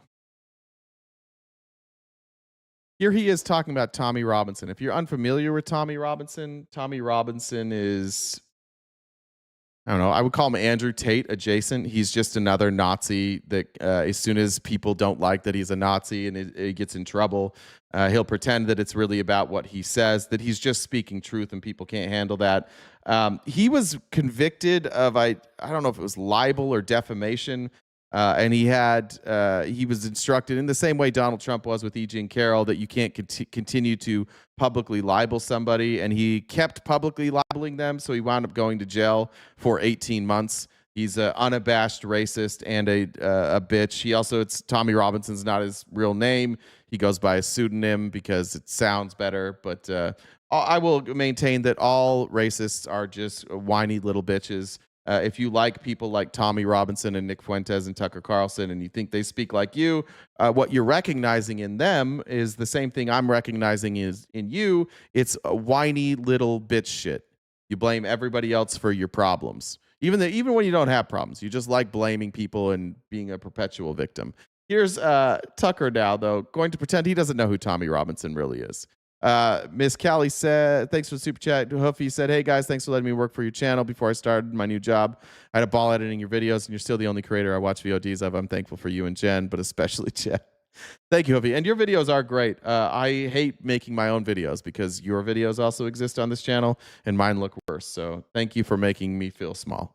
Because you have soccer games with foreigners at them and good burrata. Yeah. And I'm just saying maybe something about the heroic British spirit has been diminished with time. That's all I'm saying. But there is a very lovely, quaint notion being built up in, Hold on, that's the wrong clip. I really fucked these up this morning. Here it is. I think maybe it was the right clip. And it's cool because you have soccer games with foreigners at them and good burrata. Yeah. And I'm just saying maybe something about the heroic British spirit has been diminished with time. That's all I'm saying. But there is a very lovely, quaint notion being built up in the United States, driven by people like Tommy Robinson here. Who's Tommy Robinson? You know Tommy Robinson. He seems like a fraud to me. Well, he's not even Tommy Robinson. His name's Stephen Yaxley. It's not even his real name. He's also convicted of multiple crimes. Thuggery, fraud. I don't even know anything about him, but he doesn't seem like he's that into Britain. We would call him. All right. Want proof that Tucker Carlson's a liar? Check this out. Who's Tommy Robinson? He seems like a liar to me. I don't know anything about him. The United Kingdom has become a mere shadow of the nation that gave us freedom of speech, freedom of the press, a host of other rights that we take for granted but probably should not take for granted. Nobody knows that better than Tommy Robinson. In May of this year, he was arrested for attempting to cover the trial of a sexual grooming gang in the UK. For speaking out loud on the sidewalk, he was taken to prison. Mercenary. Get the full story then. You lazy bitch. When you don't get the full story, your mind fills in the blanks. No, it doesn't. Go do research. Don't watch shit and then just go, oh, I guess I'll never know. You're lazy. You're fucking lazy. Go get the answers. If the media leaves you going, I don't understand it, learn it. Understand it. That's what we do on this show. That's literally how I make my outline every day. Is I hear what people say and I fact check them and I make it out. That's how I know that Tucker was lying when he said, I don't know anything about Tommy Robinson. I said, oh, did Tucker Carlson ever cover Tommy Robinson on his show? And here he is. Barely any time to muster a defense. He was tried and sentenced to 13 months in jail. Now, after more than 2 months behind bars in solitary confinement, during which time he was attacked by journalists in the UK, almost nobody defended him.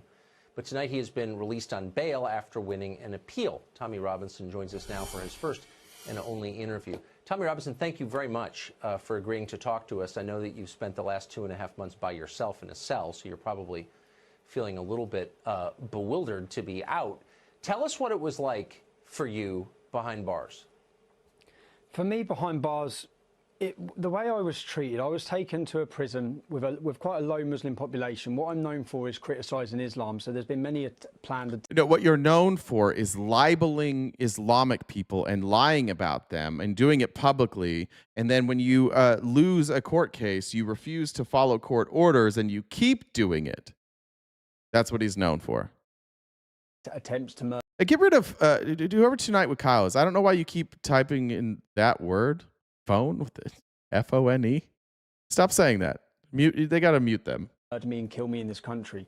I was taken to a prison with a low Muslim population of 7%, where things were relatively normal. I was separated from other prisoners, but the prison officers made sure they opened my doors multiple times during the day, and they took me out to play pool and snooker with themselves.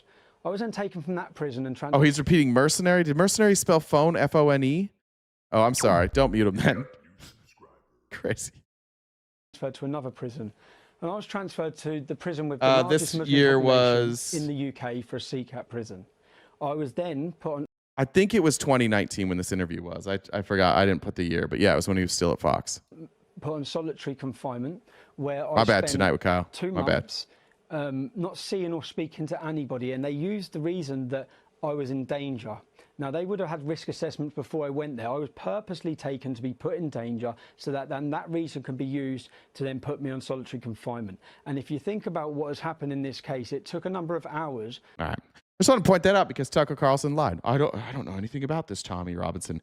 It's an 8-minute clip. You guys can go watch it. This is a weak argument that Tucker doesn't know who Tommy Robinson is.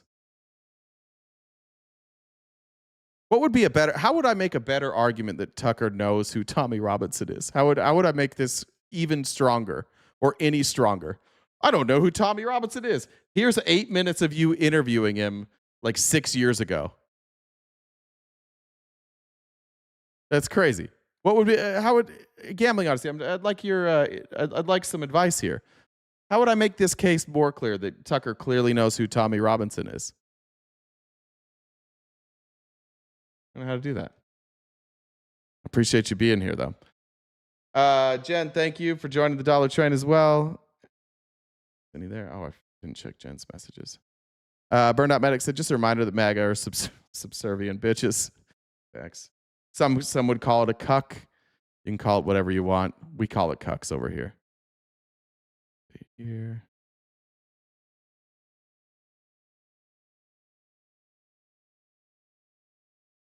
Shit. All right. I want to go. I'll skip this part. Tucker at one point says that the UK shouldn't have gone to war with Germany because Germany didn't threaten them. But there's something, you can go look this up. It's called Directive 6, where Hitler had a plan actually to attack British troops. So there was another lie, but you can pull that up on your own. And then it's about, of course, what would an interview about by a conservative with another conservative be without talking about LGBTQ people? And here's Tucker Carlson complaining about the existence of LGBTQ people while also saying they don't bother me. Well, if you encourage it and the rate goes up, people have fewer kids. I don't know. Did you do biology? Well, no. So just to be clear, the rate, most gay people don't have kids. That's the point I'm making. They don't. So if all of a sudden you have more people being gay, which you do. Susan, thank you. Said happy holidays. What? No, you don't. People don't pretend to be gay. Do you have the internet? Huh? I don't know. I'm not saying they're pretending. I'm saying you've gay. got way more. You're gay, right? Well, you know, we used to say that, but. You don't think so? Well, I used to think that, but all of a sudden I think lots of people putting their hand up saying they're trans. That's a different issue. Oh, it's totally different. It's not part of the continuum. It's not. I'm actually with Tucker on this one. Because what Piers did is, like, Piers used to not think it was like the people were naturally gay, but then like it became more accepted, and now he's like, okay, now I'm cool with it. It's the same with trans people. Like, nobody's making this shit up. Not on any like large scale. I'm sure there's people who say they're gay or they say that they're trans for attention. I believe that happened. In fact, I know that has happened. But in like large scale numbers, nobody's doing that. Like gender isn't real. Actually, I can pretend. But if you're gay, you're gay. Well, you know, we were told that, and I believed a lot of things. Do you not believe that? Well, it's demonstrably not true because science tells us it's not true. Do you think people are making it up? I don't think they're making it up at all. Wait for his scientific argument. Now he's saying that like science tells us that it's not true that these people exist. What's your point? I think that you can be moved in that direction through propaganda and pornography. Come off it, Tucker. Well, then how do you explain? Is there anything that would make you? Could I make you gay? How hard do you want to try? Not hard, I can tell you. Good. That's the spirit, Piers. There's a limit. Even an open-minded man like you kind of hate the gays. Could I make you gay? I make a little gay joke, and you're like, oh, I'm not going to be gay. No. Why are you using a gay slur? That's fine. Well, first of all, the context matters. As I've told you, I mean, that's like coffee table conversation between the gays I work with at Fox. Faggot. So if Oh, yeah, I forgot. There's a part when Tucker had him on his show where Tucker dropped that slur about 1 million times in a row to show how not homophobic he is. it's okay with them, it's okay with me. It's just it's sort of like it's sort of like racism. Only the whites are upset about it. You don't actually think people can be persuaded to be gay? Well, then why don't you explain the twofold or threefold increase in self-identified homosexuals in the United States? I can. They used to be repressed. It used to be illegal in this country until the mid-60s. You literally went to jail. So all through history. Hang on. You literally were put in a prison cell if you were openly homosexual. That was more here, actually. You guys did Oscar Wilde. We didn't. But it was you terrible. also... Absolutely shocking. Yeah, it was terrible. You ruled the world at the time, and now you're a joke dependent on foreign banks. And you think that's because but everyone's gay, so it's like a great trade? Allowing gay people to be open... That was like, Tucker's a psycho. You guys you were mean to gay people. Yeah, the whole world has. Like, that's why gay people didn't identify as gay, is because they got murdered when they were gay. So they just didn't identify as gay. And then he's like, well, you used to rule the world and now it's just okay because you have gay people. That was a good trade-off. Who the fuck said that? What a crazy response to all of this. Gay is why we wrecked Mocking our country. Masculinity is the fastest way to servitude. Totally different Ask issue. any Pakistani. That's why I like the Pakistani. What? Look, I don't know if there's like, is it not masculine to be gay? You can't be masculine and gay? Can't do both? That servitude, there's too many gay people, so now we'll be in servitude? You talk to a Pakistani cab driver and you're like, why are you gay? And they will start laughing because they've watched the video and they're like, I'm not gay. I'm a man. What's it got to do with masculinity? Hey, America dying slowly. Address the gay gene. Address this. Is there a straight gene? I'll give you the same argument. If the argument is there a gay gene, which, by the way, this is stupid, then you also have to show existence of a straight gene. So show me the straight gene, and then we can talk. A single Briton, why are you gay? They'd be like, well, I'm not gay, but it would be okay if I was. And it's like, there's no masculine self-respect at all. You're sounding quite homophobic. Yeah. I'm not afraid of gays at all. I'm just asking. Well, then why are you worried that there's more gay people? Why are you even bringing it up? It seems like there's something alarming about that. It seems like you just said that, like, oh, this is servitude. Gay people will make us be trapped in servitude. Is that not homophobia? Actually, you don't actually think they really exist by the sound of it. Well, they exist. No, but are they real? Is their sexuality genuinely? Are they sleeping with dudes? Big time. Well, and women, are they attracted to members of their own sex? Dudes. It's not deflection, bud. Why would there be a gay gene but not a straight gene? If your sexuality is genetic and there's a specific gene that makes you whatever that is, like, in order for you to say that being gay requires a gay gene, then you have to then say sexuality is created by genetics and a specific gene. Here is the specific gene that makes you straight. Right? Like, you can't say that sexuality isn't genetic unless it's gay. Like, you're not proving that being and by the way, I don't necessarily think that it is necessarily genetic. I think that sexuality is fluid. I think that it's on a spectrum. I have a friend who is gay, married to a woman, and she would say that she was attracted to men, but she also had really bad experiences with men. So despite the fact that, like, there is a physical attraction there, her experience with men says, like, I have no desire to be in a relationship with a man. So she's going to identify as a lesbian woman, even though there's some attraction there. I think that it's a spectrum, but it's like, to try and isolate it down, if that's your argument, like, oh, where's this missing gene? You have to first prove that there is a specific gene that determines your sexuality. Otherwise, it's not an argument. But it works for you because, I mean, like, if you think Tucker Carlson's making a good argument, I should have assumed that you wouldn't have a good counter argument. But, like, I can't even pick out a gene that relates to your sexuality. Lesbian thing is way overblown. Actually, there are a lot of lesbians. How many? I haven't counted, Tucker. I love this conversation. Not recently. This is so great. You're going to get so fucking arrested after this. It's going to be unbelievable. No one's arresting me. Okay. No one's arresting me. But I'm just curious whether you think that gay people actually are gay, or whether you think they've been somehow turned. For the third time, I think it's completely sincere. Right. Completely sincere. So what's your problem with the question, I'm not saying I have a problem with it. I'm merely saying you get fewer children when more people are gay. No, you don't. Well, actually, you do. More people aren't gay. Just more people are able You to don't admit get. they're gay. Oh, but hold on. You don't get There fewer. were always Well, hold gay on. Wait, people. stop. Okay. Was it like 30% of the population always, like in Roman times? For about 30%, would you say? I'm just saying. 30% of the population is not gay. I don't know where he's getting that number. Oh, it was like this is the falling birth rates have nothing to do with if you have gay more people. if you have more gays. Do you have? I haven't got to that part of the clip yet, American Dying Slowly. You are so desperate to try and catch me in a lie. Like, we haven't got to that part of the clip yet. You jumped ahead. It's crazy. Fewer children. We don't have more gays. We've got way more gays. No. We have more people who are not afraid to say they're gay. They're letting their freak flag fly. They are actually gay, Tucker. They just haven't been able to admit it. So why isn't that the case? There's a good example. Like, we in this country, we had don't ask, don't tell, essentially, right? In the U.S. military, nobody could come out as gay. And then they were like, there were gay people, and they were like, all right, we've got to adjust this, so we're going to do don't ask, don't tell. Don't bring it up, but you can be gay. You just can't talk about it. And then after that, we got rid of don't ask, don't tell, and you could openly identify as being gay, and the numbers went up. Doesn't that make perfect sense?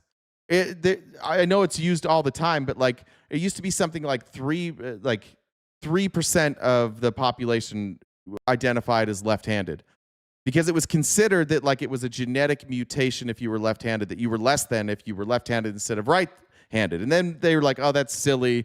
Of course, you could be left-handed or right-handed, and it doesn't really change anything about you. And then all of a sudden, that number peaked, and it went up to 10%, like almost overnight. It went up. Why? Because it was socially acceptable to be who you are. And I do think that when something becomes more socially acceptable, I think that there are people who might think, oh, maybe I am gay, maybe I'm not gay, or they are attracted to somebody of the same sex, and then they try it, and they're like, maybe that wasn't necessarily for me. Maybe I'm more attracted to a different gender, so I don't consider myself gay anymore. But he's going to come up with some other stats here, but the 30% number is wrong. And there's plenty of data to back up what we're saying here, that anytime you make something socially acceptable, more people will identify as that. It's like in Asia. What do you mean? I don't think there's no Asian country, and they're not all like putting gays in jail. Malaysia might be. Korea's not. South Korea. Why is their self-described homosexuality rate so much lower than yours? Japan, same. Because culturally, it is not a thing. I can't speak for the UK, but I can speak for in America. I think it's like 10% of people identify as LGBTQ. Philippines, it's 11%. Thailand, it's 10%. Israel, it's 11%. Singapore, I don't know why Israel's in there. Singapore is 8%. I think it's about the same. Forbes had it. I think that was the identify as gay, not LGBTQ. And I think Forbes had us at like 10 or 11% identify as gay. And then around 30% it's LGBTQ. So, but again, like culturally, every time a country culturally becomes more accepting, those numbers go up. Well, I think what Republicans are most upset about is like acceptance. You're just mad that people accept something that you don't accept. So it's genetic. You think it's genetic? No, it's cultural. No. And by the way, I just want to point out one more time, Bubba, right? Bubba.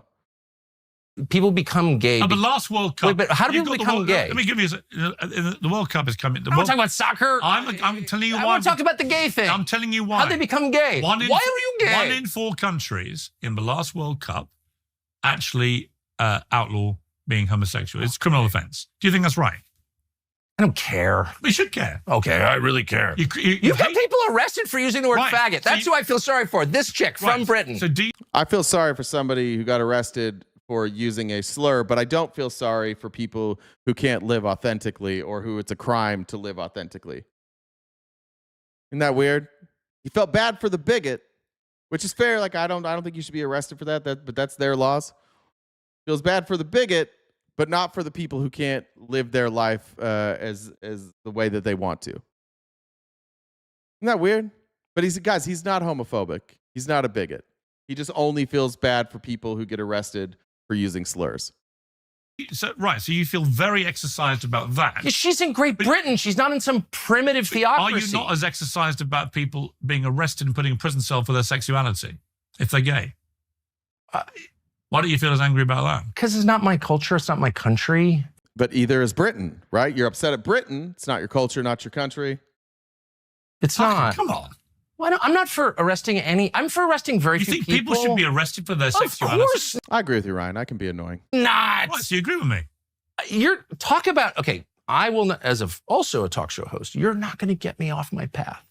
And my path leads to this question. How do people become gay?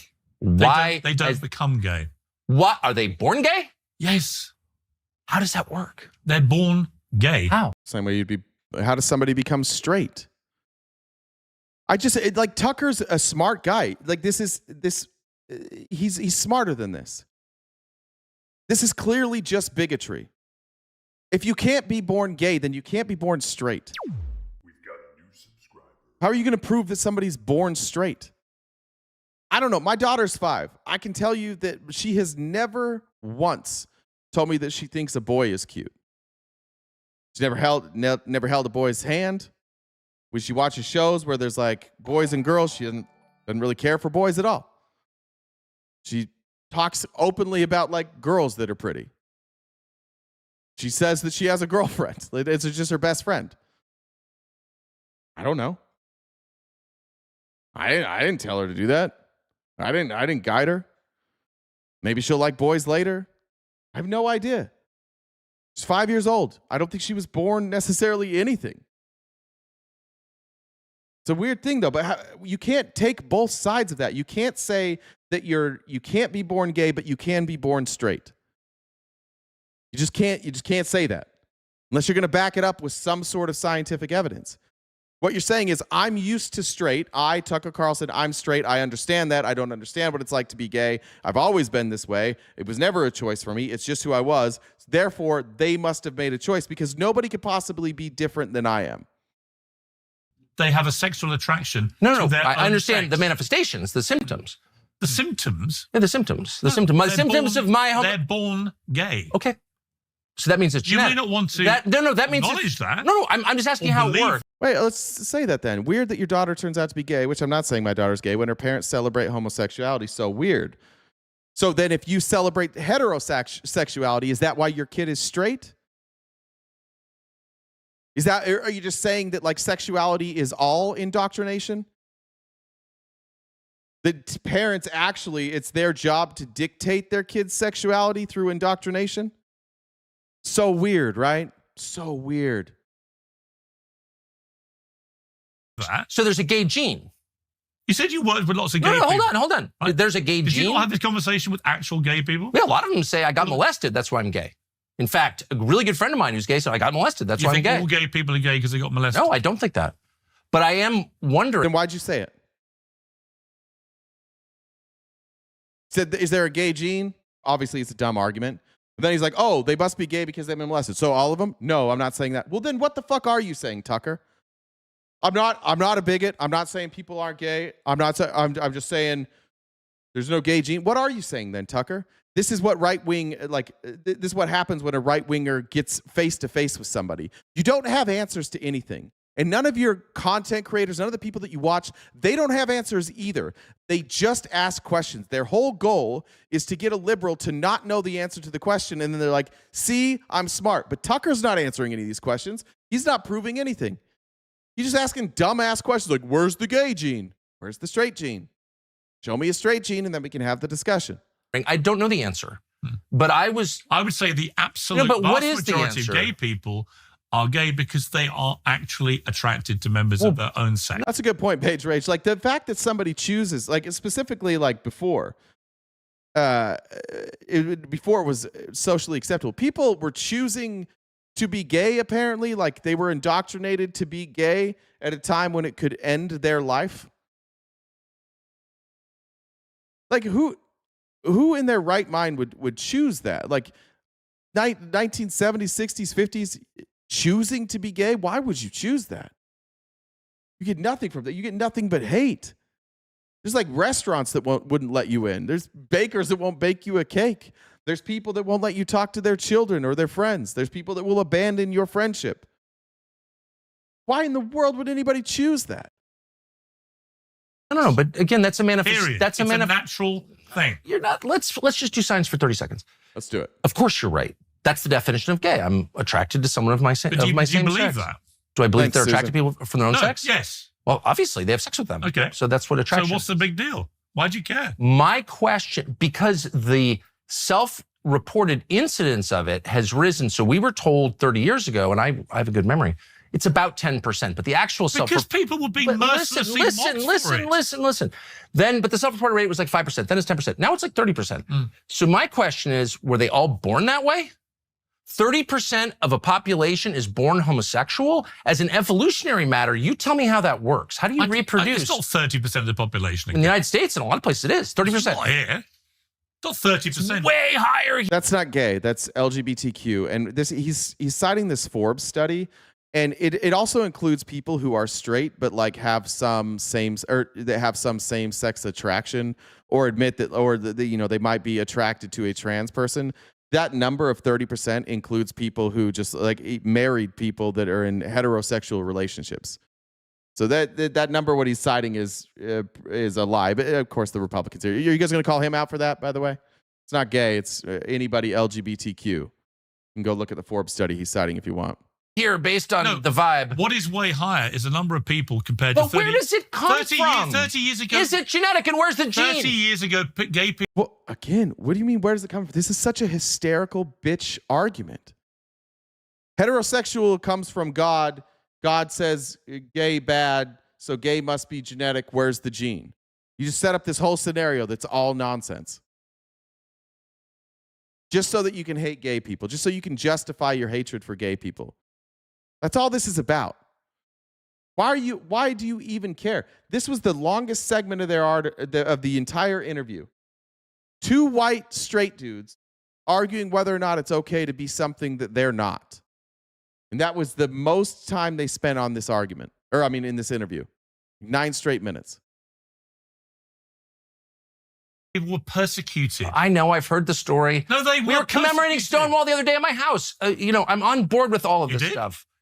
Yeah, the candlelight vigil, we always do it every year. Every February 9th, I arrest my kids in this kind of mock Stonewall thing. What do you do if one of your kids... They say, I just want to be free, and then I unlock the handcuffs. What happens if one of your kids says they're gay? I love my kids no matter what. I love my kids no matter what they did. They're my children. Would you think someone had turned them into a gay person?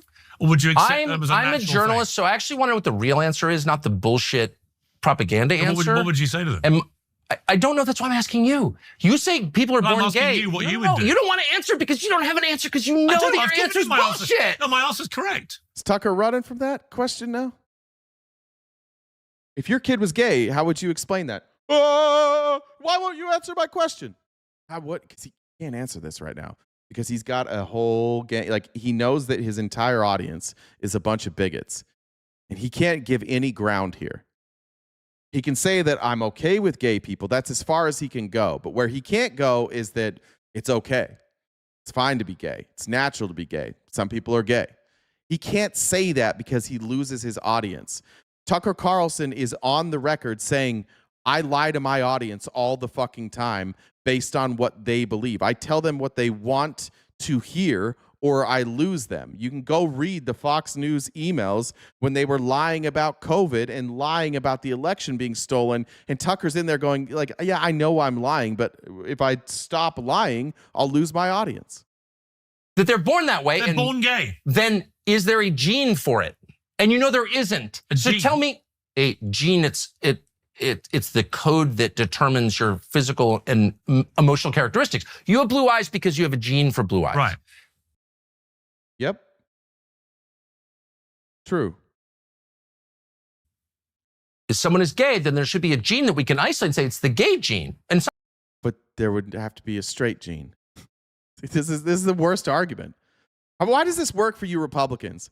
Why do you bigots, I know, I guess I probably know the answer. The answer is you're a bigot, so you don't really need evidence to back up anything that you're saying, because you didn't come to this conclusion of I hate gay people because of the science. You started with that opinion, and then you work backwards. And so that's why an argument like this is good enough for you. How come every time I freeze frame, he looks like a fucking psycho, by the way? How come every time? If there's a gay gene, there's a straight gene. To be fair, there are gay genes out there. What are the gay genes? Is that Abercrombie? I don't know. I don't even know the names of any genes. Science have been looking for the gay gene for a long time, and my question is, where is it? I'm waiting on my gay gene. I ordered a gay gene, and it hasn't arrived yet. Waiter, where's my gay gene? Sounds to me like you might be. Yeah, I'm waiting for my gay gene. And if there isn't a gay gene, then it's totally within bounds. It's not homophobia. It's not hate. I don't want to arrest people in Liberia or whatever the hell you're talking about. I just want to know, what is this? And no one will answer the question. And I don't know why. It's weird, right? Why? Because there's no answer to that question. But this is, again, like you start with that conclusion. You ask a question. Nobody can answer that question. But we're going to go to Friendly Friday here in a minute. But for my Republicans that are here, can somebody tell me where the gay gene is? And if not, can you tell me why it's a bad argument that I ask for a gay or a straight gene? If you say where's the gay gene and I ask where the straight gene is, why is that a bad argument for me? We literally have studies. I'm going to read through these comments real quick. I'm dying.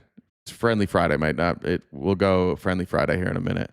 Host pretends sexual reproduction is not genetic. What? It's not. Sexual reproduction is not like the actual act of having creating a child. That's not genetic. I choose to do that, right? I have to make a conscious choice to do that. Like a gay person can impregnate a woman, right? So genetically, they can still impregnate a woman. But now I'm more confused by your arguments. Gay or straight is not genetically determined, so you weren't born that way. Yeah, I also disagree. I also disagree with this idea. I think it's oversimplified that people are born a certain way sexually. I do think that your life experience has something to do with that. I do think that you're predetermined. I do think that people maybe are, more predispositioned to be attracted to a certain sex. But I tend to believe, just in my own experience and the experience of the people around me, that sexuality is largely a spectrum. You can have two straight people that are very different sexually. You might have a straight person that doesn't want to eat their partner's ass because they think that that's gay, which is a crazy thing to do if their partner's a woman. And then you have somebody else who's like, yeah, peg me, right? But still with a woman. It's a spectrum on what we're comfortable with, what we like.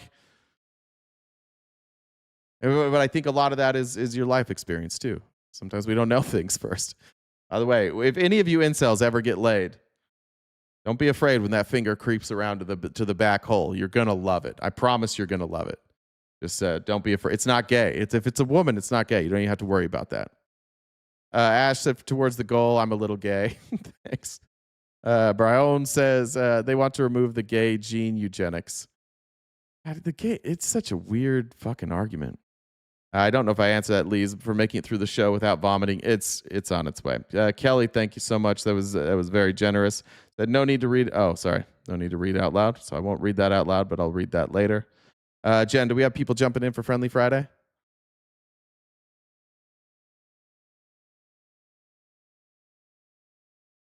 Don't remove the gay gene. The world needs Broadway productions and interior decorators. I just put in the chat where people join. Haven't done it yet. IVF is an option, but you don't know my religious beliefs. I don't know if you're talking to me, but IVF is an option. I mean, Dave Rubin's a conservative. He's a conservative gay man, and he's got kids. He used surrogacy. That's the other thing that I think is another shitty argument that you guys have. You don't need straight people to have kids. Like, we have science now. You can be gay and have kids. Well, did you know also that men may not necessarily be needed because they can from women's bone marrow? Wait, what? Yeah. Get out of here. At some point, like bone marrow. Is that true? Yeah. I mean, it's not completely vetted out yet, but yeah, it's been. Has anybody studied. done it? I'd have to look. I think one. It's very, very minimal, but yeah. I've never heard that. Let me look this up.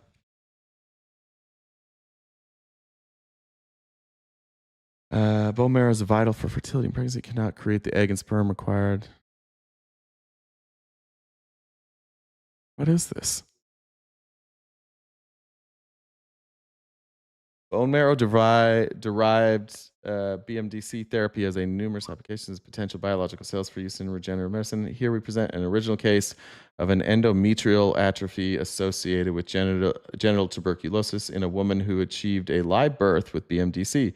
This 27-year-old woman came to our center with endometrial atrophy and primary infertility. She had a past history of genital tuberculosis and amenorrhea, I think is how you say that. Her husband's semen quality was normal. The patient was counseled for hysteroscopy due to thin endometrium and advised in IVF with donor eggs in lieu of poor ovarian reserve. Several attempts with hormone replacement therapy were made, but the desired thickness of the endometrium was not achieved. Uterine artery injection of BMDC through interventional radiology was given, followed by HRT for 3 months, which resulted in improved endometrium. This was subsequently followed by IVF with there's a donor egg. Okay, so it's hypothetical now, but it looks like that treatment helped. Well, the egg. What I'm saying is the egg can be fertilized with bone marrow. Oh shit! Yeah, donor egg. Yeah. Oh yeah. Yeah. Got it. So the egg Yeah. comes from the woman, the female, and then fertilize that egg with using bone marrow. That's crazy. Boy. Incels, fucking knock it off. They're figuring out a way to replace you. Yeah. The one thing that you have going for you, the one thing is that women need you to have a baby. That's not good. You guys you're going to have to start fucking each other. You might just have no other choice. That's crazy. All right, we have people ready. Jamar said, gay gene, straight gene, black gene. This is a commercial for Levi's, right? That's correct. Robin said, I can't send super chat for some reason. Why can't Miss Piggy count to 100? Because every time she gets to 69, she gets a frog in her throat. Come on. There we go. All right, I'm here. Who's first? All right. Icy. Real quick, I just want to point out to all the Republicans here that see all these people, how they're talking to me right now. You could do this too. Icy, what's up? Well, and this chat's gonna go less incelly here shortly too. So. Am I audible? I hear you. Excellent. Awesome. Right. So just really quickly, I'm also hi, nice to meet you. Been watching for a long time. Thanks, man. Nice to meet you. Fan. Appreciate all you do and what you and Jen do. Right. So just what is the name? Tucker Carlson or whatever. Just completely ignorant. This talking point of a singular gay gene is ridiculous. The studies that I was referring to in chat would suggest that the one's sexual orientation would be polygenic, meaning that there are multiple genes involved. And I agree with you, by the way, that they're still not suggesting that people are born this way, just that there's a predisposition that's typically activated by environmental factors. So what he's asking one is essentially a nonsensical question, because he would be correct in that there's no singular gay gene, but to say that people aren't being born with these predispositions is him just being completely and utterly ignorant. Would that be along the lines, or at least related to the studies that we're seeing now coming out for things like autism and ADHD, where the stress level, while in utero, creates ADHD? It's kind of the same thing, that it could also be how the stress level or the hormone levels of the carrier, and then you get a genetic, I don't know if you would call it a genetic mutation or just the coming together of those two genes. Is that similar science? Is that kind of what you're talking about?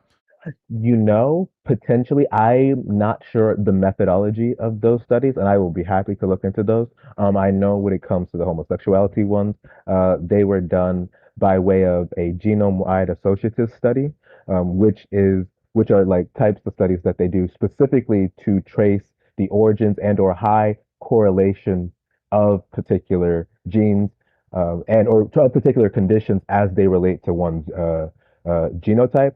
And this has been done with other traits such as like risk taking and things of that nature. And it would also be the case that we would have evidence that there is a difference between the genetics of individuals who exhibit mainly homosexual behavior versus individuals who distribute or who exhibit rather bisexual behavior. So he's just wildly uninformed. Yeah, that's not new. What study would I look at? I didn't see which ones you were referencing in the chat. No, I quite literally I have up the bisexuality. I'm pulling that one up right now, and I'm trying to find the specific one that I can send you. I don't know if there's a place to post them in here, as I don't use this account a lot. I need to more, but you can just DM there's me. a place to post them in here.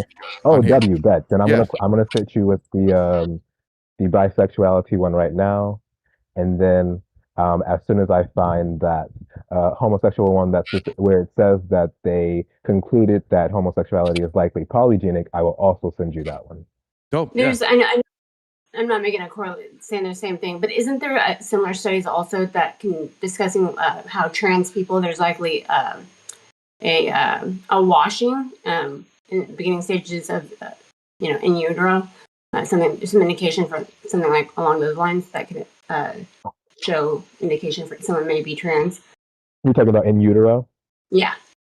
So I'm aware of these studies. I myself would like to look more into those. I will say that when it comes to all of the predispositions that are being looked into for being trans, I know that is like around of the newer studies. There isn't a lot of studies nor big enough sample size to go off of, and how exactly they test that I'm unaware of. So I also won't make any certainty claims there, but I do know what you're talking about. All right. Yeah. Well, I look forward to I'll read those studies when you send them. Thank you. I appreciate the clarification. No problem. Thank you. Good talk, Dicey. All right, Jen. Who's next?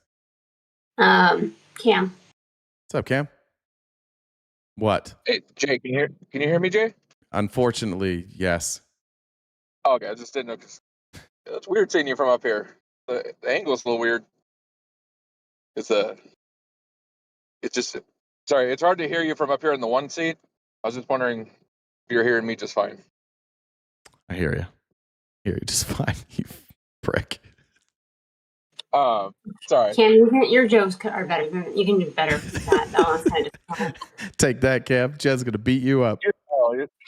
She didn't understand. That's why she's saying that. That's Anyways, I think when you're talking about them getting confused between sex and genitals, are they getting confused? Are they getting the words genitals and genetics mixed up? It's like it could be. It could be. That's the only thing. I mean, I don't know you, but I have sex with my geneticals. That's what I use. Yeah, gross. So, anyways, well, you guys have a good day. Nice seeing you back. Fuck the Niners, and yeah, catch you later. See ya. Bye, Cam. Love you, Kirsten. Jen. Shut up, Cam. Kirsten. Hey. Hello, guys. Just want to say, wonderful show as always. You guys are amazing. My blood was boiling about when Tucker Carlson was speaking about race. I know I look white passing, but I'm half black and half white. And just for any Republicans, no, I am not a half breed.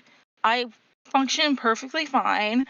And the reason why I'm bringing this up is because Thanksgiving dinner last night, my friend Nancy literally looked me in my eyes and told me, oh, mixed race people shouldn't exist because it's just like birds. There's different types of species of birds, but they shouldn't be intermixing with each other. And I looked her in the eyes and I was like, I'm not a bad person. So, yeah, I just want to say that. Why didn't you punch Nancy in the nose? I'm not physical like that. I well, maybe verbally you should start.